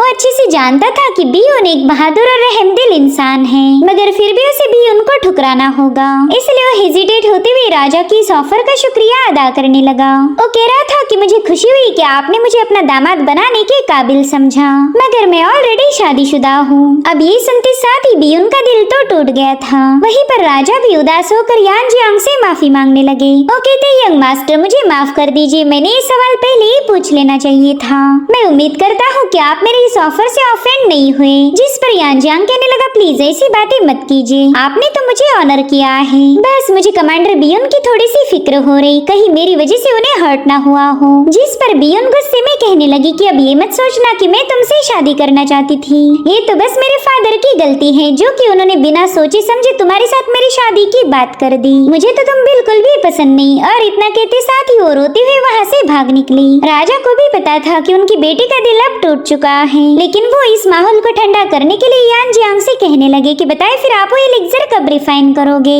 जिस पर यानजियांग कह रहा था कि बस कल सुबह ही हम इस एलिक्सर की प्रिपरेशन शुरू कर देंगे। यानजियांग बॉडी ट्रांसफॉर्मेशन एलिक्सर प्रिपेयर कर रहा था। इस प्रोसेस में यानजियांग को अपने ढेर सारी पावर्स का यूज करना पड़ा क्योंकि ये एलिक्सर रिफाइन करने में काफी ज्यादा मुश्किल है, मगर यानजियांग की हीलिंग टेक्निक भी कमाल की थी। उसने बड़े ही आसानी के साथ इस बॉडी ट्रांसफॉर्मेशन एलिक्सर को प्रिपेयर कर लिया, जिसके बाद वो ढेर सारे एलिक्सर की बॉटल्स लेकर हेवन शैटरिंग किंग के पास पहुंच गया। मगर अभी तक यानजियांग कंफर्म नहीं है कि ये एलिक्सर राजा पर काम करेगा, इसलिए वो तुरंत ही उन्हें एक एलिक्सर बॉटल थमाते हुए कहने लगा कि आप पहले इसे कंज्यूम कीजिए। अगर इस मेडिसिन ने आप पर असर दिखाया तो फिर समझ लीजिए कि हमारा काम हो चुका। तो हेवन शैटरिंग किंग भी यान जियांग की बात मानते हुए तुरंत ही उस एलिक्सर को कंज्यूम कर लेते हैं। उनके ऐसा करते साथ ही वहाँ पर बहुत ही स्ट्रॉन्ग एनर्जी रिलीज होने लगी। साथ ही साथ यान जियांग अपनी अजुर लोटस रिवाइवल आर्ट को भी एक्टिवेट कर देता है। इस एलिक्सर की वजह से अजुर लोटस की एबिलिटीज भी काफी ज्यादा इंक्रीज हो गई थी, जिसके चलते वो बड़ी ही तेजी के साथ हेवन शैटरिंग किंग के लिम्स को रिपेयर करने लगा। यहाँ पर काफी देर तक हीलिंग प्रोसेस चलती रही और फिर थोड़ी देर बाद राजा देखते ही कि वो अपने पाँव को काफी इजीली मूव कर पा रहे। अपनी इस इम्प्रूवमेंट को देखकर हेवन शैटरिंग किंग हद से ज्यादा खुश हो गए। साथ ही साथ वो यान जियांग का भी शुक्रिया अदा करने लगे। अगर यान जियांग सही वक्त पर उनकी मदद नहीं करता तो शायद ये पेट्रिफिकेशन डिजीज उन्हें मार ही देता। वो यान जियांग की एबिलिटीज की तारीफें करते हुए कहने लगे कि वाकई हेवन ने खुद तुम्हें यहाँ भेजा था ताकि तुम मेरी मदद कर पाओ। यहाँ पर यान जियांग भी खुश था कि उसके एफर्ट्स बिल्कुल भी जाया नहीं हुए। और राजा को बता रहा था कि ये सारे एलिक्सर्स आपको 3 महीनों के अंदर ही खत्म करने होंगे। बस 3 महीनों के बाद आप पूरी तरह से हील हो जाओगे। इतना ही नहीं, आपकी पुरानी जो भी पावर्स थी वो सब के सब रिकवर हो जाएगी। जिस पर राजा भी खुश होते हुए कहने लगे कि बस एक बार मैं पूरी तरह से रिकवर हो जाऊं, फिर तो मैं तुम्हारी शान में एक बहुत ही बड़ी सी दावत रखूंगा। ये दावत बस तुम्हारे लिए रखी जाएगी ताकि मैं तुम्हें प्रॉपरली थैंक्स बोल पाऊँ। जो सुनकर यान जियांग कह रहा था कि आप काफी ज्यादा रहमदिल हो, लेकिन अफसोस कि मैं 3 महीनों तक यहाँ पर नहीं रुक सकता। दरअसल मुझे काफी ज्यादा इम्पोर्टेंट काम है, तो उन मैटर्स को सुलझाने के लिए मुझे आज ही यहाँ से निकलना होगा। जितनी जल्दी मैं घर वापस जाऊँ उतना ही मेरी फैमिली के लिए अच्छा होगा। बस एक बार वो सारे मसले रिजॉल्व हो जाए फिर मैं खुद आपसे मिलने आऊंगा ताकि आपकी रिकवरी पर पर्सनली आपको कांग्रेचुलेट कर पाऊँ। वेल यान जियांग के जाने की खबर सुनते ही राजा थोड़े से मायूस हो गए। साथ ही साथ उन्हें ऐसा लग रहा था कि शायद यान जियांग बहुत बड़ी मुसीबत में है। इसलिए वो यान जियांग से कहने लगे कि मेरे दोस्त, तुम्हारा जो भी मसला है तुम वो मेरे साथ शेयर करो, हो सकता है कि मैं इसमें तुम्हारी कोई मदद कर पाऊँ। तो यान जियांग उनसे कहने लगा कि कियानी सिटी का प्रिंस जिंगशान हमारे हाथ धो के पीछे पड़ा है। दरअसल जिंगशान मेरी वाइफ को पसंद करता था, लेकिन मेरी उसके साथ शादी होने की वजह से जिंगशान काफी ज्यादा ऑफेंड हो गया और तब से लेकर वो हमारी फैमिली के खिलाफ प्लानिंग बना रहा था। जल्दी हमारे फैमिली में हमारे ग्रैंड एल्डर का जन्मदिन मनाया जाने वाला है, तो जिंगशान उसी मौके का फायदा उठाकर हमारी फैमिली पर अटैक कर देगा। वो उसी दिन मेरी वाइफ को किडनैप करके उसकी पूरी फैमिली को डिस्ट्रॉय करने का प्लान बना चुका। ये सुनते ही हेवन शैटरिंग किंग काफी ज्यादा भड़क गए। वो कहने लगे कि जिंगशान को तो फिर कड़ी से कड़ी सजा मिलनी ही चाहिए। जिस पर यान जियांग बता रहा था कि हाँ, इसी वजह से मुझे जल्द से जल्द घर वापस जाना होगा ताकि मैं अपने वाइफ के साथ मिलकर उसका मुकाबला कर पाऊँ। तो हेवन शैटरिंग किंग उससे कहने लगे कि यंग मास्टर, ये सिर्फ अब तुम्हारा ही प्रॉब्लम नहीं रहा, तुम बिल्कुल फिक्र मत करो, मैं अपने कुछ भरोसेमंद लोग तुम्हारी मदद करने भेज दूंगा। मेरे लोग जरूर से तुम्हारी वाइफ और उसकी फैमिली की हिफाजत करेंगे। जो सुनते साथ ही यान जियांग तुरंत ही उनका शुक्रिया अदा करने लगा। उसे काफी स्ट्रॉन्ग सपोर्ट मिल चुका था। तो हेवन शैटरिंग किंग उससे कहने लगे कि मेरे दोस्त, तुम्हें मेरा शुक्रिया अदा करने की कोई जरूरत नहीं, तुमने मुझ पर बहुत बड़ा एहसान किया है। बस एक बार मैं पूरी तरह से रिकवर हो जाऊं, फिर मैं इस नॉर्दर्न डोमेन को कम्प्लीटली अपने कंट्रोल में लूंगा। जितने भी लोग दूसरों को नुकसान पहुंचाने के लिए प्लानिंग प्लॉटिंग कर रहे हैं उन सब का हिसाब होगा। साथ ही साथ यान जियांग यहाँ पर हेवन शैटरिंग किंग को एक स्क्रॉल शो करता है। दरअसल ये एक एंशिएंट सोर्ड टैलिस्मान था। तो हेवन शैटरिंग किंग भी थोड़े से कंफ्यूज होकर यान जियांग से पूछने लगे कि इतना एंशिएंट स्क्रॉल तुम्हारे पास कहाँ से आ गया। तो यान जियांग उन्हें बताने लगा कि एक बंदे को मैंने खत्म किया था और उसी के पास से मुझे स्क्रॉल हासिल हुआ। तो अब हेवन शैटरिंग किंग उस एंशिएंट टैलिस्मान को चेक करते हुए यान जियांग को बताने लगे कि तो मोका सोर्ड एम्परर्स का टैलिस्मान है। एम्परर मोका काफी ज्यादा पावरफुल था। 3000 साल पहले उसने मार्शल एम्परर रेल्म पर ब्रेक थ्रू किया। इनफैक्ट उसे तो हमारे नॉर्दर्न डोमेन में एक लेजेंडरी फिगर माना जाता है। उसके पास तलवारबाजी का ऐसा गजब का हुनर था कि जिसे देखते ही लोगों ने उसे सोर्ड एम्परर का टाइटल दिया। ऐसा कहा जाता है कि उसकी तलवार से डिवाइन पावर रिलीज होती थी, ऐसी पावर जिसका कोई मुकाबला नहीं कर सकता। मगर अफसोस कि इतने पावरफुल कल्टीवेटर की मौत हो गई। दरअसल वो इमॉर्टलिटी हासिल करने के लिए केव में कल्टीवेट कर रहा था, मगर इस कोशिश में वो नाकाम होकर उसकी मौत हो गई। और तुम्हारे पास जो टैलिस्मान है दरअसल उसी केव की चाबी है। इस टैलिस्मान के बिना वो केव बिल्कुल भी ओपन नहीं हो हो सकती। जो सुनकर यानजांग एक्साइटेड होकर पूछने लगा कि सीनियर क्या मैं उस केव में जा सकता हूँ, क्योंकि अब मेरे पास एंशिएंट स्वॉर्ड टैलिस्मान है तो शायद मैं उसका यूज कर पाऊंगा। जिस पर राजा बता रहे थे कि उस केव में एंटर करना काफी ज्यादा मुश्किल है। दरअसल एम्परर मोखा ने अपनी इस केव को मरने से पहले ही एक फॉरबिडन रेल्म में छुपा के रखा था। हर 100 सालों के बाद वो इस दुनिया में बस एक बार ही अपीयर होगी। अगर मैं गलत नहीं हूँ तो शायद 1 या 2 सालों में ही इस केव में अपीयर होना चाहिए।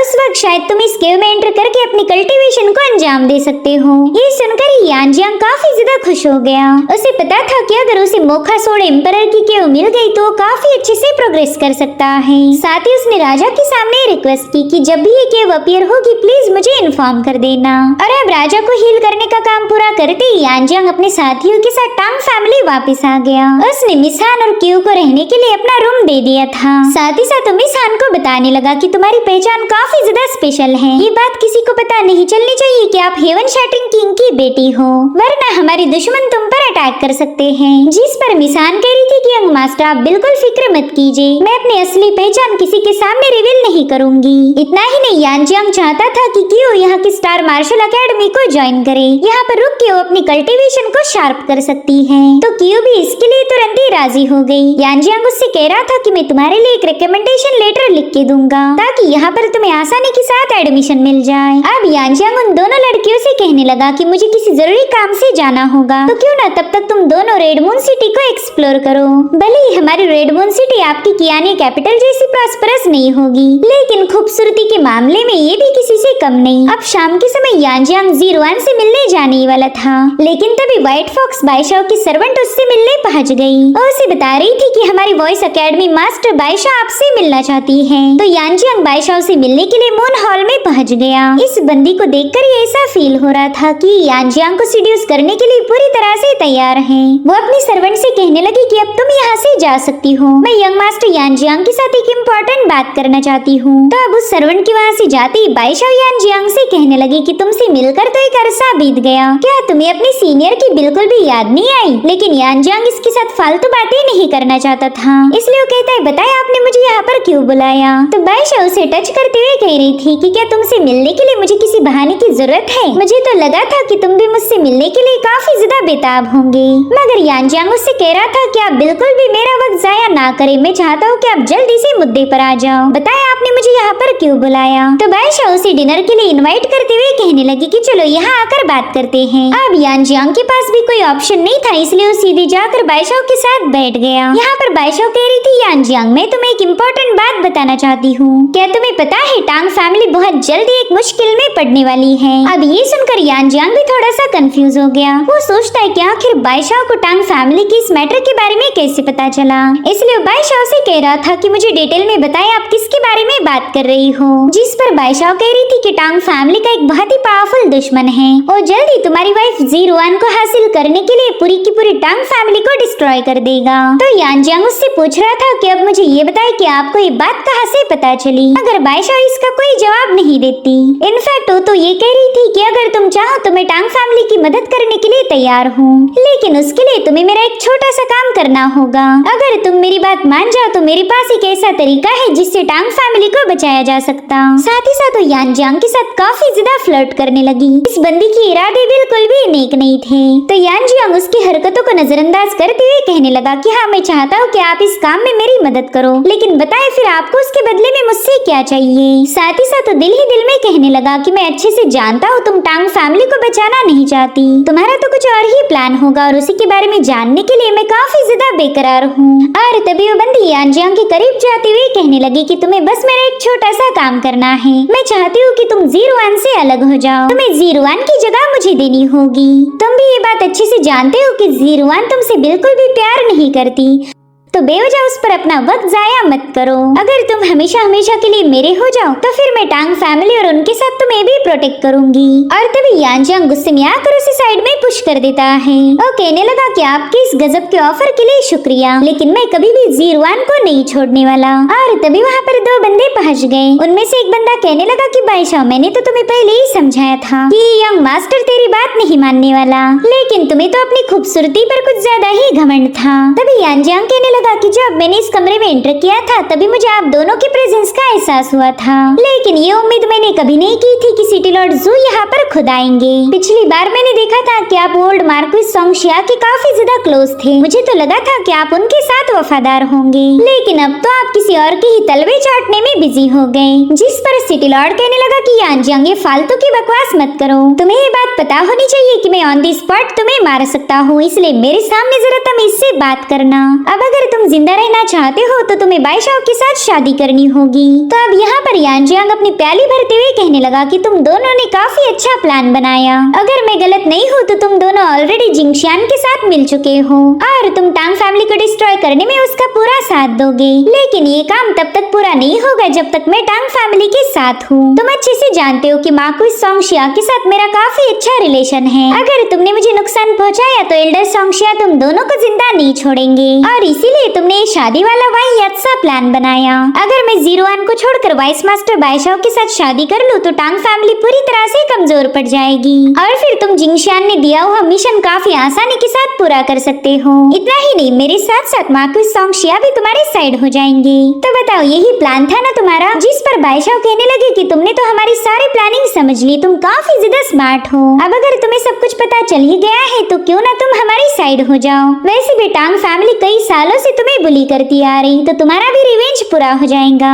इस रेडमून सिटी से टांग फैमिली का नाम और निशान मिट जाएगा। इतना ही नहीं, प्रिंस जिंगशियान के साथ तुम अपने काफी अच्छे से कनेक्शन भी बिल्डअप कर सकते हो, जो कि आगे चलकर तुम्हारे काफी ज्यादा काम आएंगे। अगर केयरफुली सोचा जाए तो इस सौदे में तुम्हारा एक कौड़ी का भी नुकसान नहीं, उल्टा तुम्हें मेरे जैसी एक खूबसूरत बीवी मिल जाएगी। जिस पर यांजियांग कह रहा था कि अगर सच बताओ तो तुम दोनों को कंपेयर भी नहीं किया जा सकता। कहा जीरो वन और कहा तुम। मेरे ख्याल से उसकी जूती भी तुमसे काफी ज्यादा खूबसूरत होगी। जो सुनते साथ ही बाईशाओ की तुम्हारे खून में ही आग लग गई थी। इनफैक्ट उसने तो मास्टर वे को हुक्म दिया कि जल्दी से इस बंदे को सबक सिखाएं। जो सुनते साथ ही मास्टर वे ने तुरंत ही अपनी पावर्स को एक्टिवेट करते हुए अपने स्पिरिचुअल बीस्ट को समन कर लिया। इस मास्टर को पूरा यकीन था कि वो यांजियांग को बुरी तरह से घायल कर सकता है। वहीं दूसरी तरफ यांजियांग को तो घंटा फर्क नहीं पड़ता, वो काफी ज्यादा रिलैक्स था क्योंकि उसे अपनी एबिलिटीज पर पूरा यकीन है। और फिर यांजियांग ने तुरंत ही अपना वाइन वाला कप थ्रो कर दिया। यहाँ पर हम देख पाते हैं कि यांजियांग की वाइन से ढेर सारी सोर्ड्स फॉर्म हो गई और यही 5 एलिमेंटल सोर्ड बॉडी का कमाल था।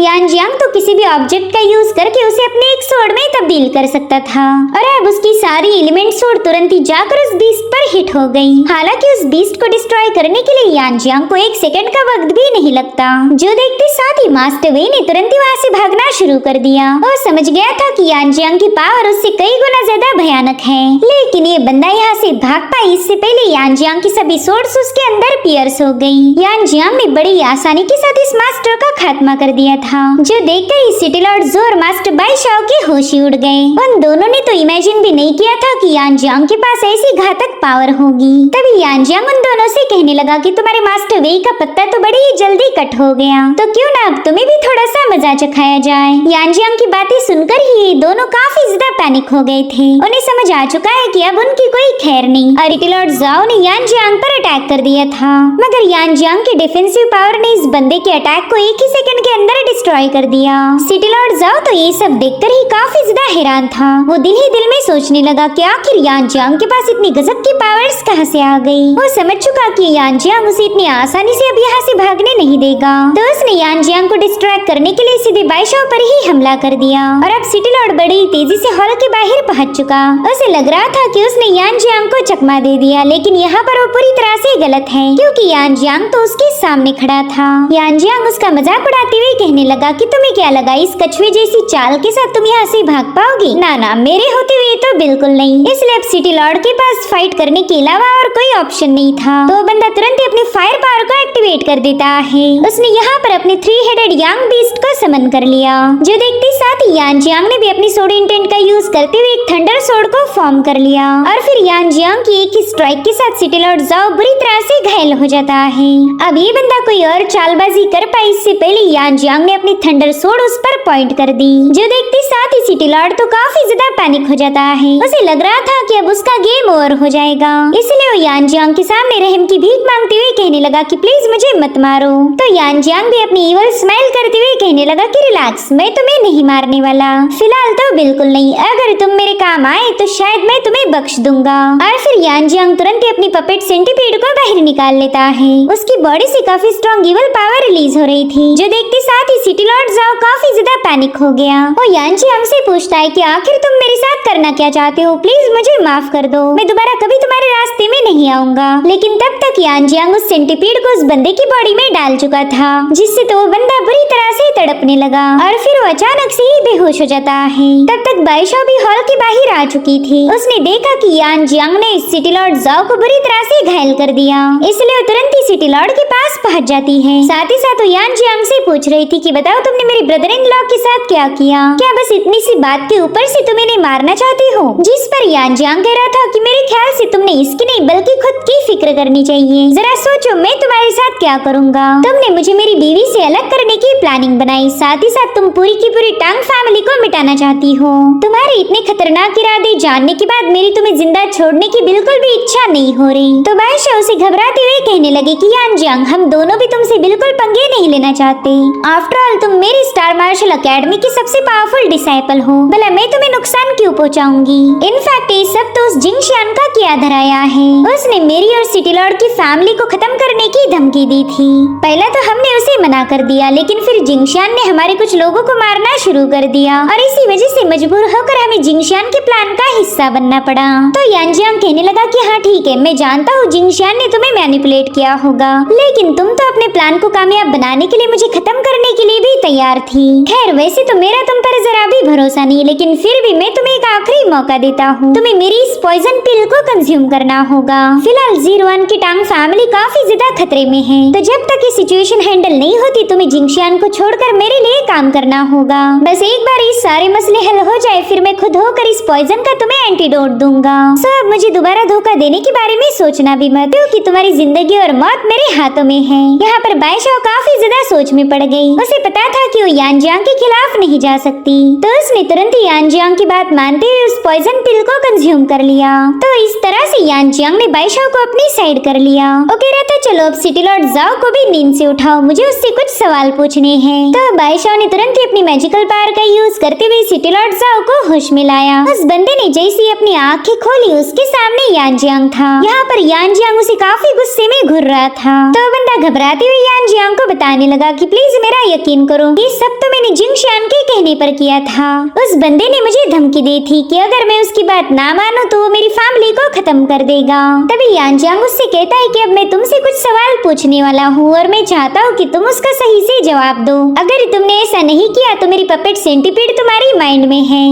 मैं तुम्हें इतना ज्यादा टॉर्चर कर सकता हूँ कि तुम खुद होकर ही मौत की सजा मांगोगे। चलो अब जल्दी बताओ जिंगशियान कहाँ पर है? अब इस सवाल पर सिटी लॉर्ड थोड़ा सा परेशान हो गया, तो बादशाह उससे कहने लगी कि ब्रदर इन लॉ, अगर आपको कुछ पता है तो जल्दी से बता दीजिए, वरना ये बंदा हम दोनों को यहीं पर खत्म कर देगा। तो फाइनली सिटी लॉर्ड जाओ बता देता है कि जिंगशियान तो फिलहाल की आने सिटी में है, मगर उसका एक पावरफुल कल्टीवेटर लिंग फैमिली में छुपा हुआ है। वो बंदा मौका मिलते ही टांग फैमिली पर अटैक करेगा। तो यान जियांग उससे पूछने लगा कि बताओ जिंगशियान ने यहाँ पर और कितने लोग तैनात किए हैं? तो सिटी लॉर्ड बताने लगा कि कियानी काउंटी की सबसे पावरफुल की फैमिली के पास भी एक बंदा है जो आपकी टांग फैमिली पर अटैक करेगा। सब यान जियांग इन दोनों से कहता है कि अगर तुम्हें जिंगशियान से कोई भी पैगाम मिला तो उसे जल्दी से मुझ तक पहुँचाना होगा। वो बंदा जो कुछ भी करेगा उसकी पहला खबर मुझे मिलनी चाहिए। सब इन दोनों का मसला हैंडल करने के बाद यान जियांग सीधे फॉरेस्ट में चला गया। यहाँ पर वो अपनी कल्टीवेशन को इम्प्रूव करने की कोशिश कर रहा था।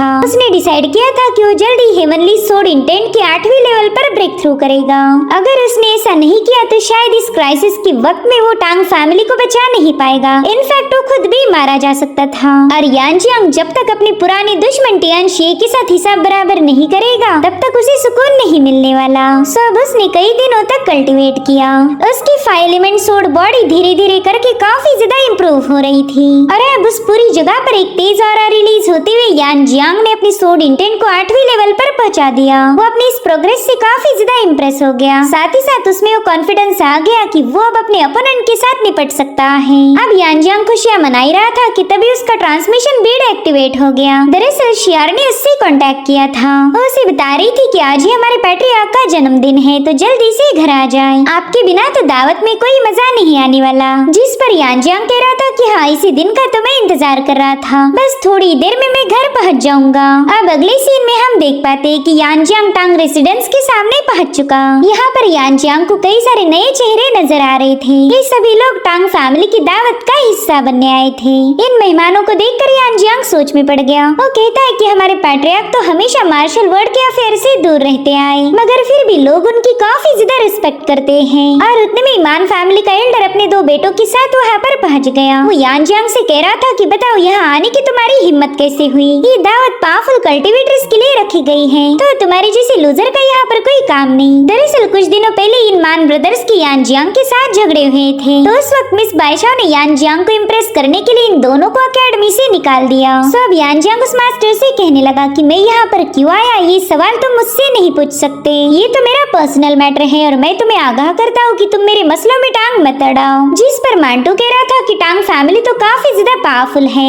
यहाँ का सर्वेंट बनने जितनी भी तुम्हारी औकात नहीं होगी। अब अगर तुम नहीं चाहते कि तुम्हारी पिटाई हो तो जल्दी से यहाँ से दफा हो जाओ, वरना तो तुम्हें सबके सामने जलील करने में मुझे जरा भी वक्त नहीं लगेगा। जो सुनते साथ ही यांजियांग स्माइल करते हुए कहने लगा कि मेरे ख्याल से तुम टांग फैमिली को इम्प्रेस करना चाहते हो। कुछ दिनों पहले एल्डरमैन को हमारी स्टार क्लाउड मार्शल अकेडमी से निकाल दिया गया था। मेरे ख्याल से तुम यहाँ इसलिए आए हो ताकि 01 के सामने रहम की भीख मांग सको। तुम अपनी खोई हुई पोजीशन को वापस हासिल करने के लिए 01 को फुल टू मस्का मारना चाहते हो ताकि वो अपना डिसीजन बदल दे। जो सुनते साथ ही एल्डरमा यांजियांग पर काफी ज्यादा गुस्सा हो गया। वो कह रहा था कि ये सब तो तुम्हारी ही मेहरबानी है, तुमने बेवजह ही मेरे बेटों की पिटाई की थी और जब मैंने तुम्हें सबक सिखाना चाहा तो उस बाइशाओ ने मुझे ही बाहर निकाल दिया। जिस पर यांजियांग कह रहा था कि मुझ पर यूं दांत पीसने से बेहतर है तुम अपने बच्चों को सबक सिखाओ। इन्होंने बेवजह ही मेरी दोस्त कियानशुई पर अटैक किया था, तो तुम्हारी पोजीशन गंवाने के लिए दोनों ही जिम्मेदार हैं। अब वहाँ मौजूद मेहमानों ने भी यांजियांग की बातें सुन ली थी। वो कह रहे थे कि वाकई ये मान फैमिली के यंग मास्टर्स दूसरों को काफी ज्यादा बुली करते, इन्हें तो इस दावत में बुलाना भी नहीं चाहिए था, वरना ये यहाँ का माहौल खराब कर देंगे। यहाँ पर मांटू यांजियांग को उकसाने की पूरी कोशिश कर रहा था, तो यांजियांग कहता है हाँ मैं जानता हूँ तुम यहाँ पर एक सीन क्रिएट करना चाहते हो ताकि सबको ये लगे कि मैंने जश्न को खराब कर दिया और फिर ये सब लोग मिलकर मुझ पर अटैक करेंगे। तो मांटू कह रहा था ना, मेरा ये इरादा तो बिल्कुल नहीं, मैं तो बस तुम्हें ये समझाना चाहता हूँ कि कुत्तों का इस दावत में आना अलाउड नहीं। जिस पर यांजियांग कह रहा था हाँ बिल्कुल तुम एकदम सही बोल रहे हो, स्टार मार्शल अकेडमी से लात मारकर निकाल दी कुत्तों का यहाँ आना अलाउड नहीं। अब ये सुनकर वहाँ मौजूद लोग काफी जोर जोर से हंसने लगे। एल्डर माँ तो अब उस पर और भी ज्यादा भड़क गया, इसलिए उसने गुस्से में आकर यांजियांग पर पंच हिट कर दिया, जिसे यांजियांग अपने पंच से काउंटर कर लेता है। साथ ही साथ उसने एल्डर माँ को काफी दूर पुश कर दिया था। मांटू ने देखा कि उसके फादर के हाथों से खून बह रहा, इसलिए वो भी तुरंत ही जाकर यांजियांग पर अटैक करने की नाकाम कोशिश करता है, लेकिन यांजियांग ने उसे भी नीचे पटक दिया था। अब यहाँ पर इस सारा तमाशा चल ही रहा था कि तभी जिंगयांग गैंग का लीडर वेई वहाँ पर पहुँच गया। यहाँ पर मांटू तो वेई फैमिली के यंग मास्टर वेलियान को देखकर ही उससे मदद की भीख मांगने लगा। अब इसे क्या ही पता कि यांजियांग ने तो ऑलरेडी इन दोनों बाप बेटों की धुलाई की थी। तो अब वो मांटू से पूछता है कि बताओ क्या तुम्हें वाकई ऐसा लगता है कि वेलियान तुम्हारी मदद करेगा? जिस पर मांटू कह रहा था कि वेलियान मेरा सबसे अच्छा दोस्त है, बस अब थोड़ी देर में तुझे तेरी औकात पता चल जाएगी। इधर वेई फैमिली के लोग तो काफी ज्यादा हेजिटेट करने लगे। उन्हें पता था कि यांजियांग के साथ तो बिल्कुल भी पंगे नहीं ले सकते। तो अब उनके वहाँ आते ही मांटू वेलियान को बताने लगा कि मेरे भाई देख इस यांजियांग ने पब्लिकली मुझे बुली किया, मुझे काफी ज्यादा जलील किया गया, तो मैं चाहता हूँ कि तुम मुझे इंसाफ दिलाओ, चलो जल्दी से इसे सबक सिखाओ। और तभी यांजियांग गुस्से में वेलियान से पूछने लगा कि बताओ क्या ये बंदा तुम्हारा दोस्त है? जिस पर वेलियान कह रहा था बड़े भाई शायद तुम्हें कोई मिसअंडरस्टैंडिंग हो गई, मांटू से तुम्हें 2 या 4 बार ही मिला होगा, तो बताओ फिर हम क्लोज फ्रेंड कैसे हो गए? तो यांजियांग कह रहा था अच्छा जी ये बात है, मगर ये बंदा तो कह रहा था कि तुम उसके काफी अच्छे दोस्त हो, मेरे ख्याल से लंगोटिया यार बोला था, और फिर इसने मुझे धमकाया कि तुम वेलियान मुझे बुरी तरह से कूट दोगे। अभी सारी बातें सुनकर वेलियान को टेंशन आ रहा था। वो कहता है मेरे भाई प्लीज इस बंदे की बकवास मत सुनो, इसे तो मैं ठीक से जानता भी नहीं, तो फिर ये मेरा लंगोटिया दोस्त कैसे बन गया? देखो तुम्हें इसके साथ जो करना है वो करो, मैं बिल्कुल बीच में नहीं आने वाला।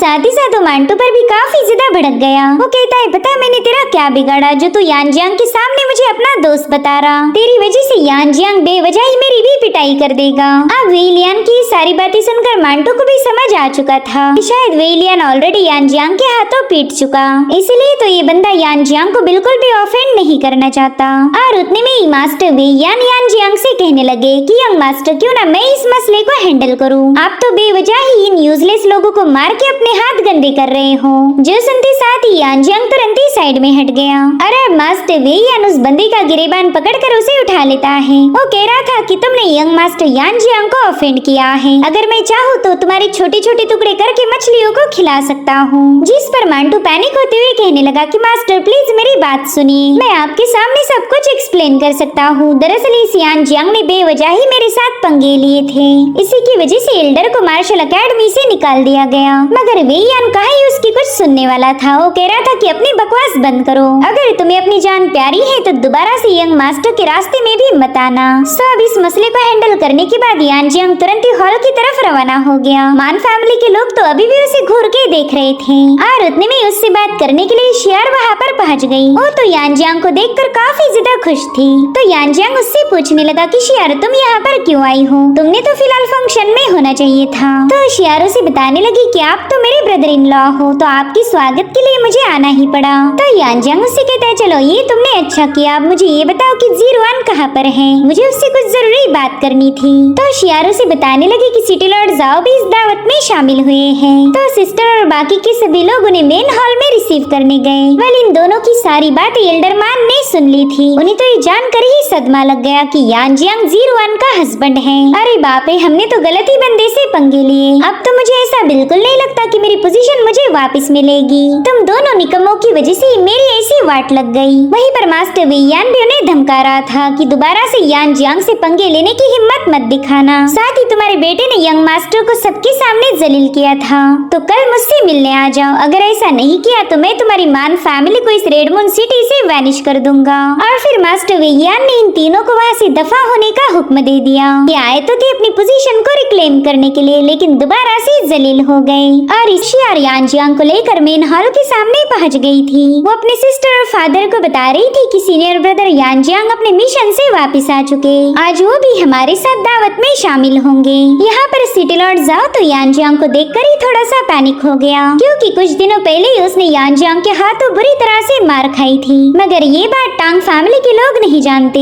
यहाँ पर टांग फैमिली का हेड होंगताई शियार पर काफी ज्यादा गुस्सा हो गया। वो कह रहे थे कि सिटी लॉर्ड हॉल में मौजूद है और तुम उनके सामने इस लूजर को लेके आ गई। मैंने तुम्हें 1000 बार समझाया था कि किसी भी स्पेशल इवेंट में इस यान जियांग को लेकर मत आया करो। जो सुनते साथ ही सिटी लॉर्ड होंगताई से कहने लगा कि प्लीज ऐसी बातें ना करें। मैं तो काफी ज्यादा खुश हूँ कि यंग मास्टर यान जियांग भी इस दावत में शामिल हो पाए। वहीं पर जीरुआन को भी दिल ही दिल में खुशी होने लगी कि यान जियांग वापस आ चुका। अब यहाँ पर यान जियांग सबके सामने सिटी लॉर्ड जाओ को रिस्पेक्ट देने लगा और सिटी लॉर्ड बिल्कुल नहीं चाहता था कि यान जियांग उसके सामने ग्रीट करे। आफ्टर ऑल वो यान जियांग के रहम की वजह से ही जिंदा है, मगर उसे सबके सामने फॉर्मेलिटीज को पूरा करना होगा। वो यान जियांग से कहने लगा कि अच्छा हुआ यंग मास्टर यान जियांग भी यहाँ पर शामिल हो पाए, अब हम सब मिलकर पैट्रियार्क को बधाई दे सकते। उनकी बातें सुनकर तो होंगताई का मुंह ही उतर गया। उसे यही समझ नहीं आ रहा था कि सिटी लॉर्ड यान जियांग से इतनी रिस्पेक्टफुली बात क्यों कर रहे हैं। इसलिए वो यान जियांग को जलील करने के लिए उससे कहने लगे कि तुम यहाँ के जूनियर हो, इसलिए तुम्हें एंट्रेंस के पास बैठना पड़ेगा। हालांकि ऐसी छोटी मोटी बातों से यान जियांग को कोई फर्क नहीं पड़ने वाला, चाहे वो कहीं पर ही क्यों ना बैठे, उसकी पावर्स तो कम नहीं होने वाली। मगर आज उसने फैसला लिया था कि वो टांग फैमिली को अपनी रेपुटेशन का अंदाजा देगा। इसीलिए वो सिटी लॉर्ड जाओ से कहने लगा कि क्या आप यहाँ आकर मेरे पास बैठ सकते हो, दरअसल मुझे आपके साथ एक जरूरी बात करनी थी।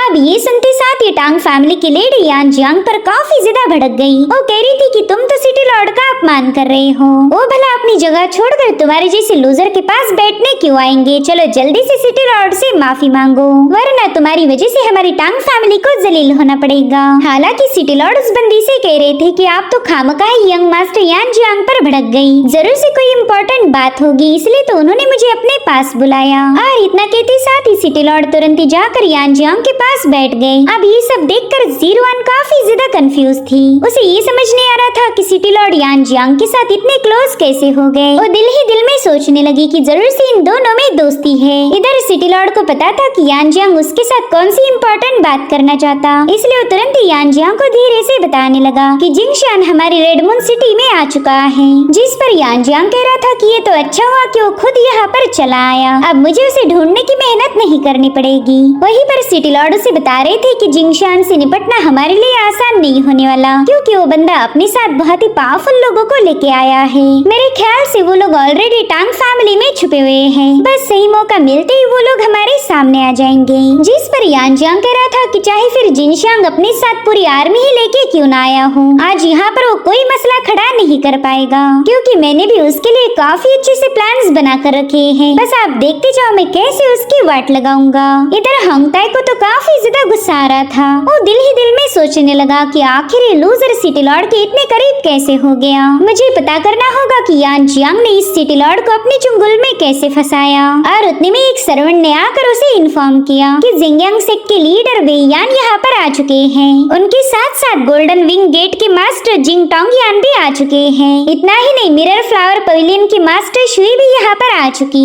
अब इतने सारे पावरफुल लोगों के नाम सुनते ही हंगताई काफी ज्यादा कंफ्यूज हो गया। वो दिल ही दिल में सोचने लगा कि ये लोग यहाँ पर कैसे आ गए, मैंने तो इन्हें इनवाइट भी नहीं किया था। और उतने में हंगताई पैट्रियार्क पर भड़क गए। वो कह रही थी कि तुम यहाँ पर बैठ के तमाशा क्या देख रहे हो, जल्दी से हमारे मेहमानों का स्वागत करो। जो सुनते साथ ही हंगताई तुरंत ही वहाँ से रवाना हो गया। वहीं पर शियार भी मेहमानों को ग्रीट करने के लिए जाने वाली थी, लेकिन यान जियांग उससे कहता है कि कोई बात नहीं शियार, तुम यहीं पर बैठे रहो, उन लोगों को इतनी रिस्पेक्ट देने की कोई जरूरत नहीं। वहीं पर जीरोआन भी मेहमानों का स्वागत करने के लिए जा रही थी और तभी उसने यान जियांग और शियार को देखा। उसने नोटिस किया कि यान जियांग को तो इन मेहमानों के आने से कोई फर्क नहीं पड़ रहा।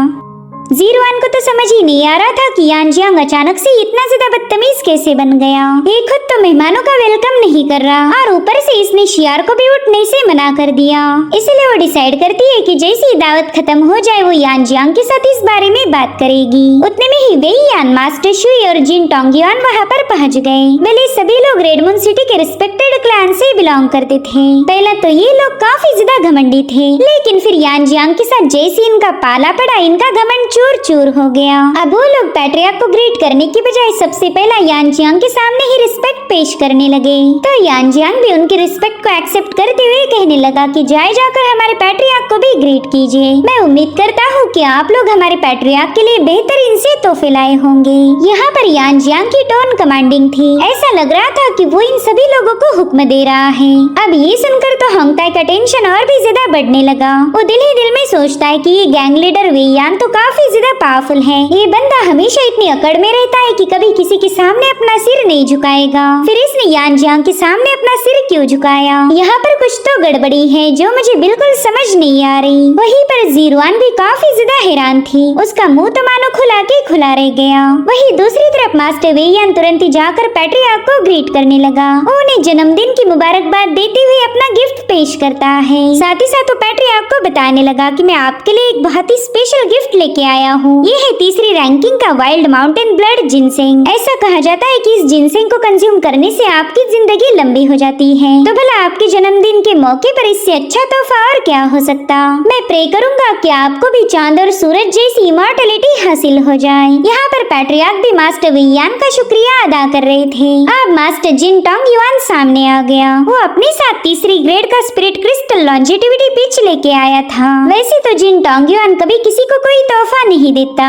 लेकिन उसने यान जियांग को इम्प्रेस करने के लिए जरा भी कसर नहीं छोड़ी। पिछली बार यान जियांग ने इसका ढेर सारा नुकसान होने से बचा लिया था, तो ये बंदा उसी बात को लेकर ग्रेटफुल है। और अब मिरर फ्लावर पवेलियन की मास्टर शुई भी अपना तोहफा पेश करती है। वो पैट्रियार्क के लिए एक बहुत ही खास आर्ट वर्क लेके आई थी, जिसे एक ग्रेट आर्टिस्ट लू जियांग ने बनाया है। इस आर्ट वर्क की कीमत तो हजारों लाखों गोल्ड टेल्स होंगी, मगर फिर भी शुई ने इतना कीमती तोहफा पैट्रियार्क को ऑफर किया। यहाँ पर पैट्रियार्क को भी इतने सारे एक्सपेंसिव गिफ्ट लेने में काफी ज्यादा ऑकवर्ड फील हो रहा था। वो कह रही थी कि आप इस दावत में शामिल हुए, भला इससे बड़ा तोहफा और क्या हो सकता। आप तो बेवजह ही इतनी सारी कीमती ट्रेजर्स मेरे लिए लेके आ गए। जिसके बाद वो अपने बेटे हंगताई को हुक्म देते हैं कि जल्दी से हमारे मेहमानों को उनकी जगह पर बिठा दो, साथ ही साथ इन्हें हमारी सबसे स्पेशल वाइन ऑफर की जाए। लेकिन मास्टर वे यान ने इसके लिए मना कर दिया। वो कह रहा था कोई बात नहीं, हम यंग मास्टर यान जियांग के साथ बैठ जाएंगे। और फिर वो सभी लोग यान जियांग की साइड जाकर बैठ गए। ये देखकर शियार भी थोड़ी सी हैरान थी।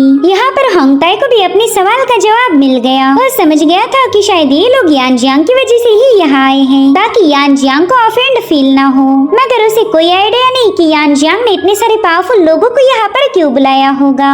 और फिर वहाँ पर मार्क्विस सोंगशिया और कियान शुई के आने की अनाउंसमेंट हो गई, जो सुनते साथ ही पूरी की पूरी टांग फैमिली हैरान हो गई, क्योंकि मास्टर सोंगशिया रॉयल फैमिली से बिलोंग करते थे और उनका यहाँ आना बिल्कुल भी आम बात नहीं। इनफैक्ट पैट्रियार्क ने तो कभी उम्मीद भी नहीं की थी कि उनके जन्मदिन पर मार्क्विस सोंगशिया खुद यहाँ आएंगे। इसलिए वो तुरंत ही मार्क्विस सोंगशिया का वेलकम करने के लिए हॉल के बाहर पहुँच गए। होंगताई तो शॉक होकर अपने फादर से कहने लगा कि मुझे तो यकीन ही नहीं हो रहा हमारे घर खुद मार्क्विस आए हैं। और अब पैट्रियार्क तुरंत ही उन्हें ग्रेट जाकर हॉल में इनवाइट करने लगे। एल्डर सोंगशिया कह रहे थे कि मुझे हाल ही में पता चला कि तुम्हारे जन्मदिन को सेलिब्रेट किया जाने वाला है, तो मैंने सोचा क्यों ना यहाँ आकर खुद ही इस दावत का हिस्सा बना जाए। मैं उम्मीद करता हूँ कि एल्डर टांग को मेरे यहाँ आने से कोई मसला नहीं हुआ होगा। जिस पर पैट्रियार्क कह रहे थे कि प्लीज ऐसी बातें ना करें, आपने तो यहाँ आकर मेरी दावत में 4 चांद लगा दिए। इनफैक्ट आपने तो हमारी टांग फैमिली पर बहुत बड़ा एहसान किया। वहीं पर कियान शुई भी उन्हें जन्मदिन की मुबारकबाद देने लगी। साथ ही साथ पैट्रियार्क टांग के लिए इटरनल ट्री भी लेके आई थी। इधर जीरोन दिल ही दिल में कहने लगी कि हमारे टांग फैमिली की रेपुटेशन इतनी ज्यादा बड़ी नहीं कि मार्क्विस यहाँ पर खुद आ जाए। पता नहीं इतने सारे पावरफुल लोग हमारी दावत में शामिल कैसे हो गए। इनफैक्ट एल्डर सोंगशिया को हमारी दावत में इनवाइट करने की भी औकात नहीं थी। मेरे ख्याल से ये सभी लोग बस यान जियांग की वजह से ही यहाँ आए हैं। पता नहीं यान जियांग ने ऐसा क्या किया जो इतने सारे पावरफुल लोग उसे रिस्पेक्ट दे रहे। वहीं पर यान जियांग भी एल्डर सोंगशिया को ग्रीट करते हुए उनका वेलकम करने लगा। साथ ही साथ कियान शुई से उसकी हेल्थ के बारे में भी पूछने लगा, जिस पर कियान शुई बताने लगी कि आपने दिया हुआ एलिक्सर काफी ज्यादा पावरफुल था। अब तो मुझे अपने इन पावर के बैकलैश को बिल्कुल भी झेलना नहीं पड़ता। ये सब तो आपकी वजह से ही पॉसिबल हुआ। वहीं पर एल्डर सोंगशिया यान जियांग को अपने मैनर में आने के लिए इनवाइट कर रहे थे, तो यान जियांग ने भी तुरंत ही उनका न्योता एक्सेप्ट कर लिया। अब यहाँ पर पैट्रियार्क एल्डर सोंगशिया से पूछने लगे कि आप हमारे यान जियांग को कैसे जानते हो, जिस पर सोंगशिया बता रहे थे कि यंग मास्टर यान जियांग ने हमारी काफी ज्यादा मदद की थी। मैं तो कभी चाहकर भी उनकी इस एहसान को चुका नहीं पाऊंगा। अब ये सुनकर पैट्रियार्क टांग के तो होश ही उड़ गए। जिस बंदे को उनकी टांग फैमिली लूजर समझती है, उसी बंदे को घर के बाहर हद से ज्यादा रिस्पेक्ट मिल रही थी। इसलिए पैट्रियार्क काफी ज्यादा हैरान होकर बस यान जियांग को घूरे जाने लगे, क्योंकि यान जियांग ने उनकी टांग फैमिली का कद ऊंचा कर दिया था। साथ ही साथ उन्हें याद आता है कि यान जियांग ने उन्हें बताया था कि जल्दी उनके टांग फैमिली पर अटैक होने वाला है, तो उन्हें रियलाइज हुआ कि शायद इसी वजह से यान जियांग ने इन पावरफुल लोगों को यहाँ पर बुलाया है, ताकि मुसीबत के वक्त ये लोग टांग फैमिली को सपोर्ट कर पाए।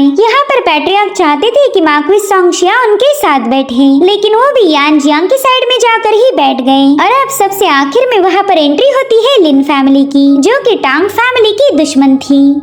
यहाँ पर यान जियांग को इसी फैमिली के आने का इंतजार था। वो अच्छे से जानता था कि यही लोग आज टांग फैमिली पर अटैक करने की जुर्रत दिखाएंगे। इधर टांग फैमिली का हेड पैट्रियार्क से कहने लगा कि माफ कीजिएगा, मैं बिन बुलाए आपकी दावत में चला आया। मैं उम्मीद करता हूँ कि मेरे यहाँ आने से टांग फैमिली को कोई दिक्कत नहीं होगी। इतना ही नहीं, ये बंदा पैट्रियार्क के लिए कॉफिन भी लेके आया था। दरअसल ये बंदा प्रिंस जिंगशियान के लिए काम करता है, तो आज टांग फैमिली को पूरी तरह से डिस्ट्रॉय करने के इरादे से ये बंदा यहाँ आया है। मगर उसे कोई आइडिया नहीं कि यान जियांग ऑलरेडी उसका बंदोबस्त कर चुका है। वो कहता है कि ये कॉफिन मेरी तरफ से पैट्रियार्क के लिए तोहफा है। अब ये सारा सीन देखकर होंगताई उस पर काफी ज्यादा भड़क गया। वो कह रहा था, लिनशी बताओ ये क्या बदतमीजी है, आज हमारे पैट्रियार्क का जन्मदिन है और तुम उनके लिए कॉफिन लाए हो। तुम्हें तो खुद पर शर्म आनी चाहिए। तुमने हमारे टांग फैमिली के पैट्रियार्क को ऑफेंड किया है, इसके लिए हम कभी तुम्हें माफ नहीं करेंगे। जिस पर लिनिशी जवाब देते हुए कहने लगा कि कॉफिन लाने में भला क्या दिक्कत है। जहाँ तक मैं जानता हूँ पैट्रियार्क ने हमेशा ही तुम्हारी टांग फैमिली को बचाने की पूरी कोशिश की। इतने सालों से वो काफी ज्यादा मेहनत करते आ रहे, तो मुझे ऐसा लगता है कि अब हमने उन्हें आराम करने का मौका देना चाहिए। अब तुम ही बताओ, मैं पैट्रियार्क की कितनी ज्यादा रिस्पेक्ट करता हूँ। मैं तो अब बिल्कुल नहीं चाहता कि वो टांग फैमिली को प्रोटेक्ट करे। एक बहुत ही स्पेशल एंशिएंट वुडन कॉफिन है, जो कि तुम्हारे पैट्रियार्क को काफी अच्छे से कंफर्टेबल रखेगी। तो बताए पैट्रियार्क, आपको मेरा तोहफा कैसा लगा? मैं तो बस ये चाहता चाहता हूँ कि आपके जन्मदिन के मौके पर ही आप हमेशा के लिए आजाद हो जाओ। बस एक बार आप इस कॉफिन में चले गए, फिर आपको इस टांग फैमिली का टेंशन लेने की कोई जरूरत नहीं। यहाँ पर पैट्रियार्क लिन यीशी की बदतमीजी से काफी ज्यादा भड़क गए और समझ गए कि आज यहाँ पर बहुत बड़ा मसला खड़ा होने वाला। लेकिन यान जियांग ने ऑलरेडी इतने सारे पावरफुल लोगों को इनवाइट किया है, इसलिए उन्हें ज्यादा टेंशन लेने की जरूरत नहीं थी। वो तुरंत ही अपने बेटे होंग ताई को हुक्म देते हैं कि जल्दी से इन लोगों को सीज कर दो। इसने यहाँ आकर सिर्फ मेरा ही अपमान नहीं किया बल्कि हमारे मेहमानों को भी डिस्टर्ब किया है। जो सुनते साथ ही होंग ताई तुरंत ही अपने पावर्स को एक्टिवेट कर देता है। उसने अपने आइस यूनिकॉर्न स्पिरिचुअल बीस्ट को समन करते हुए सीधे लिन यीशी पर अटैक कर दिया। मगर लिन यीशी पर तो इसका कोई असर नहीं होता। वो बंदा काफी ज्यादा रिलैक्स था। वो बंदा कह रहा था होंग ताई तुमने बीच में नहीं आना चाहिए वरना बेवजह मारे जाओगे। और फिर उसने अपने एक ही फटके में होंग ताई के अटैक को डिस्ट्रॉय करते हुए उसे काफी पीछे पुश कर दिया। अगर इन दोनों की कल्टीवेशन की बात की जाए तो इसमें बहुत बड़ा अंतर है। होंग ताई तो बस यान जियांग के सामने ही पावरफुल बनने की नौटंकी करता था, लेकिन असल में ये बंदा काफी ज्यादा कमजोर है और ये फासला लिन शी ने उस पर एक जोरदार हमला करके साबित कर दिया। होंग ताई तो उसके सामने एक सेकंड भी टिक नहीं पाता। अब अपने फादर की ऐसी हालत देखकर शियार काफी ज्यादा परेशान हो गई। वहीं पर एक आइस सरपंच बड़ी तेजी के साथ लिन यीशी की तरफ आगे बढ़ रहा था, मगर लिन यीशी को इससे कोई खास फर्क नहीं पड़ता। वो बंदा अपने एक स्लैश अटैक से इस सरपंच को डिस्ट्रॉय करना चाहता था, लेकिन वो इसमें फेल हो गया और तब तक उस सरपंच ने उसे बुरी तरह से जकड़ लिया था। वेल ये हमला किया था जीरोआन ने। उसने बड़ी ही तेजी से जाकर मास्टर लिन की कोर पर ही वार कर दिया, जिससे वो बंदा घायल होकर काफी पीछे पटका जाता है। यहाँ पर मास्टर लिन की हालत एक ही पंच में खस्ता हो गई। वहीं पर जीरोआन तुरंत ही जाकर अपने फादर होंग ताई को संभालने लगी। अब यहाँ पर मास्टर लिन अपने चमचों को भी साथ लाया था। उसमें से एक बंदा कहता है कि ये जीरोआन तो वाकई काफी ज्यादा खूबसूरत है, शायद इसी वजह से हमारे प्रिंस जिंग शियान इसे पसंद करते हैं। अरे अब वो बंदा सामने आकर कहने लगा कि जीरोआन मैं तुम्हारी काबिलियत की तारीफ करता हूँ और यकीन मानो मैं तुम्हारे इस प्रिटी फेस को बिल्कुल भी खराब नहीं करूँगा, इसलिए चुपचाप से मेरे साथ चलो। मगर वो जानता था कि जीरोआन उसकी पावर देखे बिना उसकी बात नहीं मानेगी, इसलिए वो तुरंत ही जीरोआन को डोमिनेट करने के लिए आगे बढ़ने लगा। जो देखते साथ ही जीरोआन भी उसका मुकाबला करने के लिए तैयार हो गई। उसने तुरंत ही अपनी सोड को समन करते हुए सीधे उस मास्टर के अटैक को काउंटर करना शुरू कर दिया। जीरोआन को लग रहा था कि मास्टर लिन जैसे ये बंदा भी कमजोर होगा, लेकिन यहाँ पर जीरोआन का अंदाजा पूरी तरह से गलत निकला। वो बंदा तो अपनी पावरफुल एनर्जी का यूज करते हुए जीरोआन की सोड को अपने इशारों पर मूव करने लगा। उसने उस सोड को इतनी तेजी के साथ स्पिन किया कि जीरोआन को उस सोड को छोड़ना पड़ गया। अब यहाँ पर वो बंदा जीरोआन को बता रहा था कि हमारे प्रिंस जिंग शियान तुम्हें काफी ज्यादा पसंद करते हैं, अगर उनके साथ शादी करो तो तुम अपनी जिंदगी ऐशो आराम से गुजार सकती हो, फिर तो तुम्हें इस सड़ी हुई टांग फैमिली की याद भी नहीं आने वाली। अरे वो बंदा अपनी पावर्स का यूज करते हुए जीरोआन की तरफ आगे बढ़ने लगा, मगर तभी उसका अटैक एक थंडर स्ट्राइक की वजह से डिस्ट्रॉय हो जाता है। दरअसल वहाँ पर यान जियांग की एंट्री हो चुकी थी। यहाँ पर तो यान जियांग ने अपने थंडर पावर का यूज करते हुए उस बंदे पर एक जोरदार मुक्का जड़ दिया। यान जियांग के इस एक ही पंच में उस बंदे की हालत खराब हो गई। वहीं पर शियार उसकी पावर्स को देखकर काफी ज्यादा खुश थी। उसे पूरा यकीन था कि सीनियर यान जियांग इस मसले को हल कर देंगे। वहीं पर यान जियांग जीरोआन को बताने लगा कि तुम्हारे फादर काफी ज्यादा घायल हैं, तो मैं चाहता हूँ कि तुम उन्हें हील करो और यहाँ का सारा मसला मैं हैंडल करूँगा। जिस पर जीरोआन कह रही थी कि ये लोग काफी ज्यादा पावरफुल हैं, मैं नहीं चाहती कि तुम्हारी कल्टीवेशन डैमेज हो जाए, इसलिए तुम अपना ख्याल रखना। जिसके बाद जीरोआन अपने फादर के पास चली गई। यहाँ पर यान जियांग उस बंदे पर काफी ज्यादा भड़का हुआ था। वो उससे गुस्से में पूछ रहा था कि चल बता तेरा मास्टर जिंग शियान कहाँ पर है। तो मास्टर तुरंत ही यान जियांग का मुकाबला करने के लिए तैयार हो गया। वो कह रहा था लड़के आज तो इसी जगह पर मारा जाएगा।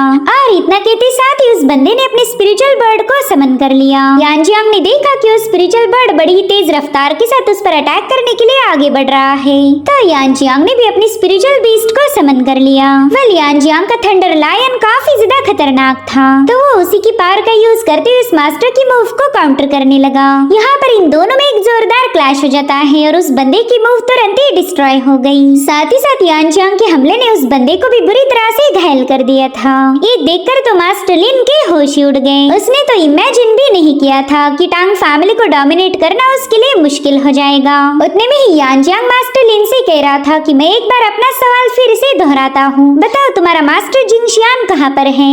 अगर मुझे जल्दी जवाब दोगी तो शायद मैं तुम्हें बख्श दूं। और उतने में एल्डर सोंगशिया उसके पास पहुँच गए। वो यानजियांग से कह रहे थे कि यंग मास्टर क्यों ना इस मसले को मैं हैंडल करूं। तुम मेरे दोस्त हो तो इस मुसीबत के वक्त में तुम्हारा साथ देना मेरा फर्ज बनता है। तो यानजियांग भी एल्डर सोंगशिया की बात मान गया। वो कह रहा था ठीक है, इनकी जिम्मेदारी मैं आप पर सौंपता हूँ। इधर मास्टर लिन तो मार्क्विस सोंगशिया को यहाँ देखकर काफी ज्यादा हैरान था। वो कह रहा था कि मार्क्विस पता नहीं इस टांग फैमिली ने तुम्हें कौन सी लालच दी जो कि तुम इनके तलवे चाटने के लिए तैयार हो गए। अगर तुम्हें अपनी जिंदगी से प्यार है तो जल्दी से साइड में हट जाओ। हमारे प्रिंस जिंगशियान की तुम्हारे साथ कोई दुश्मनी नहीं, तो बेवजह उनके रास्ते का रोड़ा मत बनो। जिस पर सोंगशिया कह रहे थे कि बकवास बातें करके मेरा वक्त जाया मत करो। तुम यहाँ पर फाइट करने आए थे तो क्यों ना उसी को अंजाम दिया जाए। और इतना कहते साथ ही एल्डर सोंगशिया ने आइस एंड फायर फिस्ट को एक्टिवेट कर दिया। यहाँ पर उनका स्पिरिचुअल बीस्ट बड़ी तेजी से उन लोगों पर हमला करने के लिए आगे बढ़ रहा था।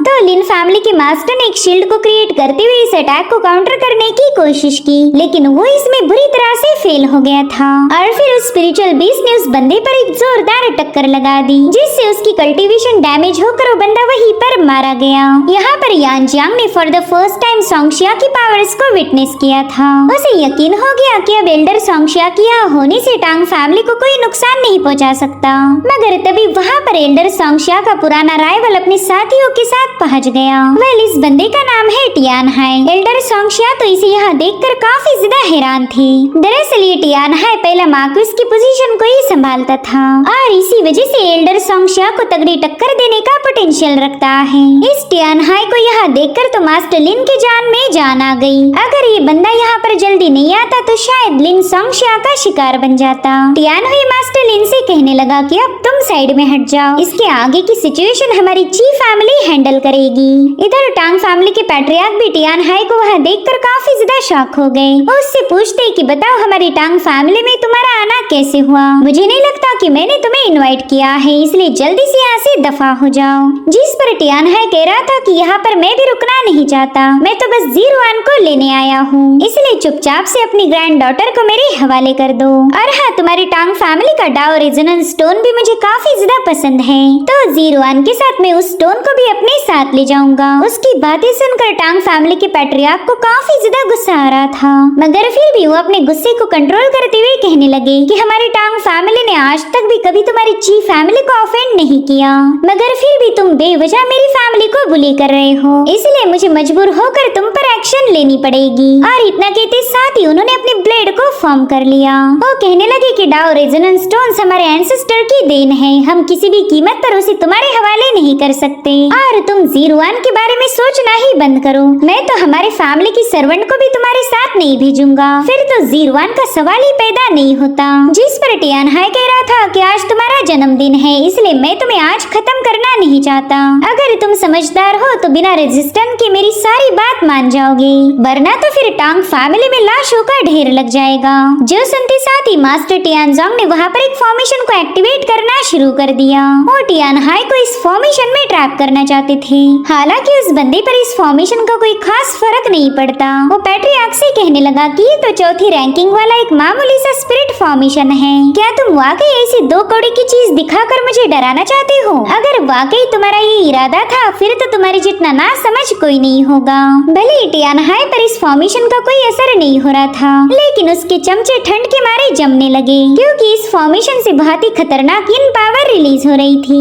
और उतने में टियान हाई ने एल्डर माँ को हुक्म दिया कि जल्दी से इस फॉर्मेशन को ब्रेक करो, मैं टांग फैमिली के पैट्रियार्क को उसकी औकात दिखाना चाहता हूँ। तो एल्डर माँ ने तुरंत अपने यांग फ्लैग्स को उस फॉर्मेशन पर सेटअप कर दिया, जिससे धीरे धीरे करते हुए उस स्पिरिट फॉर्मेशन पिघलना शुरू हो जाता है। पैट्रियार्क भी समझ गए थे कि अब ज्यादा देर तक वो टियान हाई को होल्ड नहीं कर पाएंगे, इसलिए वो अपनी पावर का यूज करते हुए इस फॉर्मेशन को और भी ज्यादा स्ट्रॉन्ग बनाने लगे।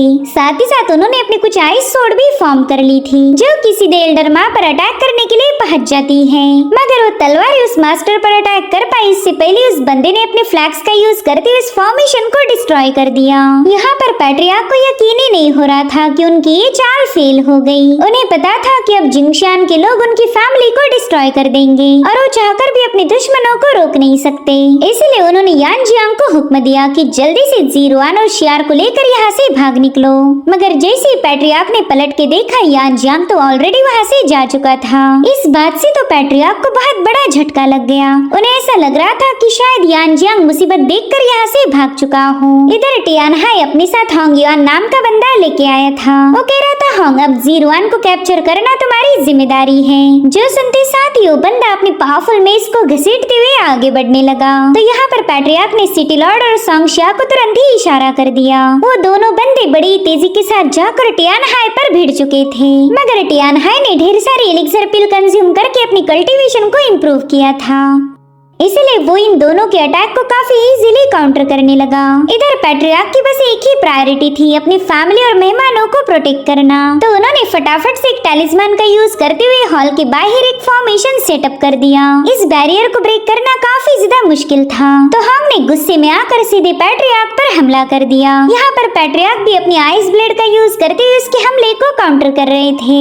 हांग ने नोटिस किया कि ये बंदा तो उसके अटैक को काफी अच्छे से मैनेज कर रहा है, तो उसने अपनी स्पिरिचुअल बीस्ट का यूज करते हुए पैट्रियार्क पर एक जोरदार स्लैश अटैक रिलीज कर दिया। इस एक ही हिट में पैट्रियार्क बुरी तरह से घायल हो गए थे, तो हांग उन पर फाइनल स्ट्राइक डिलीवर करने के लिए हवा में जंप लगा चुका। भले ही पैट्रियार्क ने इसके अटैक को जैसे तैसे मैनेज कर लिया, लेकिन अब उनमें जरा भी पावर नहीं बची थी कि वो हांग का मुकाबला कर पाए। वहीं दूसरी तरफ टियान हाई ने अपने धर्मा फॉर्म को समन कर लिया और इसी वजह से सिटी लॉर्ड और सांगशिया चाहकर भी इस बंदे को कोई नुकसान नहीं पहुंचा सकते। यहाँ पर वेलियान अपने फादर से कह रहा था कि मेरे ख्याल से हमने इन लोगों की मदद करनी चाहिए।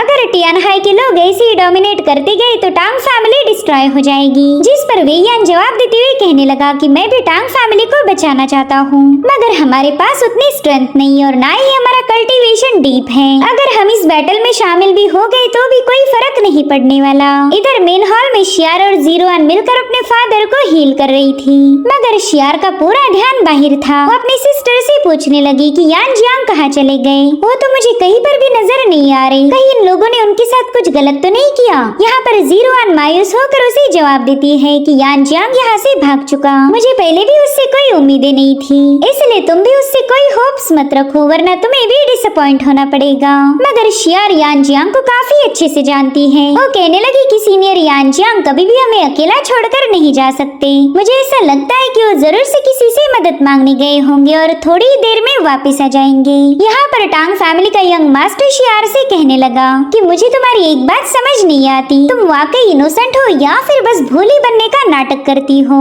क्या तुम्हें नजर नहीं आ रहा हमारी टांग फैमिली खतरे में है? और वो डरपोक बंदा मौका मिलते ही यहाँ से भाग निकला। मैं तो पहले से ही बताता आ रहा था कि वो बंदा हमारी टांग फैमिली के लायक नहीं, लेकिन तुमने हमेशा उसे सिर पर चढ़ा के रखा और देखो उसने सही समय आते ही तुम्हें धोखा दे दिया। मुझे तो अब बिल्कुल नहीं लगता कि हमारी टांग फैमिली कल का दिन देख पाएंगी। मगर फिर भी शियार को उसकी बातों पर यकीन नहीं हो रहा था। वो कहने लगी कि मुझे काफी ज्यादा अफसोस हो रहा कि इतने सालों के बाद भी तुम यंग मास्टर यान जियांग को पहचान नहीं पाए। उनका असली नेचर कैसा है ये तुम में से कोई भी समझ नहीं पाया। तुम लोगों ने तो बस उन्हें ताने कसने का काम किया और आज भी अपनी नाकामी का ब्लेम उन पर कर रहे हो। जहाँ तक मैं जानती हूँ वो कभी भी हमें अकेला छोड़कर नहीं जाएंगे। जिस पर वो बंदा कहने लगा कि शियार तुम्हारी हिम्मत की तो दाद देनी चाहिए, इतना सब कुछ होने के बावजूद भी तुम उस लूजर का साथ दे रही हो। खैर तुम्हारे मुंह लग के तो मेरा भी दिमाग खराब हो जाएगा। और अब यहाँ पर वो बंदा दिल ही दिल में सोचने लगा कि टांग फैमिली आज बहुत बड़ी मुसीबत में फंस चुकी है। मुझे बिल्कुल नहीं लगता कि पैट्रियार्क इस टियान हाई को रोक पाएंगे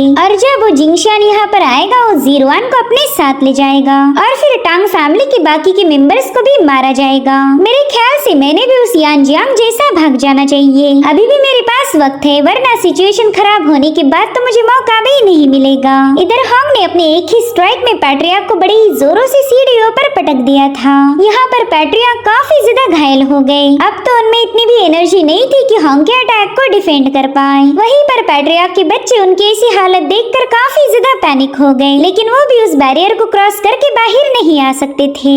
जब तक पैट्रियार्क जिंदा है तब तक वो इस बैरियर को प्रोटेक्ट करेंगे और इसी वजह से हॉन्ग उन्हें मारना चाहता था। अब वो अपने फाइनल स्ट्राइक के लिए उन पर सीधे छलांग लगा चुका, मगर हॉन्ग उन पर अटैक कर पाए इससे पहले ही हॉन्ग को एक पावरफुल एनर्जी का एहसास हुआ। साथ ही साथ एक जबरदस्त स्लैश अटैक बड़ी ही तेजी के साथ उसकी तरफ आगे बढ़ रहा था। तो हॉन्ग ने पैट्रियार्क को छोड़कर सीधे इस अटैक को काउंटर करने का फैसला लिया। उसे लग रहा था कि वो अपनी मिस की मदद से आसानी के साथ इस अटैक को डिस्ट्रॉय कर देगा और अब इन दोनों में एक जोरदार क्लैश हो जाता है। यहाँ पर हॉन्ग अपनी पूरी ताकत का इस्तेमाल कर रहा था, मगर उसके लिए इस अटैक को रोकना और भी ज्यादा मुश्किल होने लगा। उसने नोटिस किया कि ये हमला एक मास्क वाली बंदी ने किया है। वेल, ये बंदी कोई और नहीं बल्कि मिसहान है, यानी कि यान जियांग इसे ही लाने गया था। इधर फाइनली मिसहान ने हॉन्ग के हाथ से उसका वेपन छुड़ा दिया, जो देखते साथ ही हॉन्ग को अपने आंखों के सामने मौत नजर आ रही थी। और समझ चुका कि उसके ओपोनेंट काफी ज्यादा पावरफुल है और यहाँ पर मिसहान ने अपनी तलवार सीधे उसके दिल के आर पार कर दी। मिसहान की जबरदस्त पावर देखकर सभी लोगों के होश उड़ गए थे, क्योंकि हॉन्ग को खत्म करने के लिए उसे बस एक ही स्ट्राइक का यूज करना पड़ा। और इसी के साथ एपिसोड यहीं पर एंड हो जाता।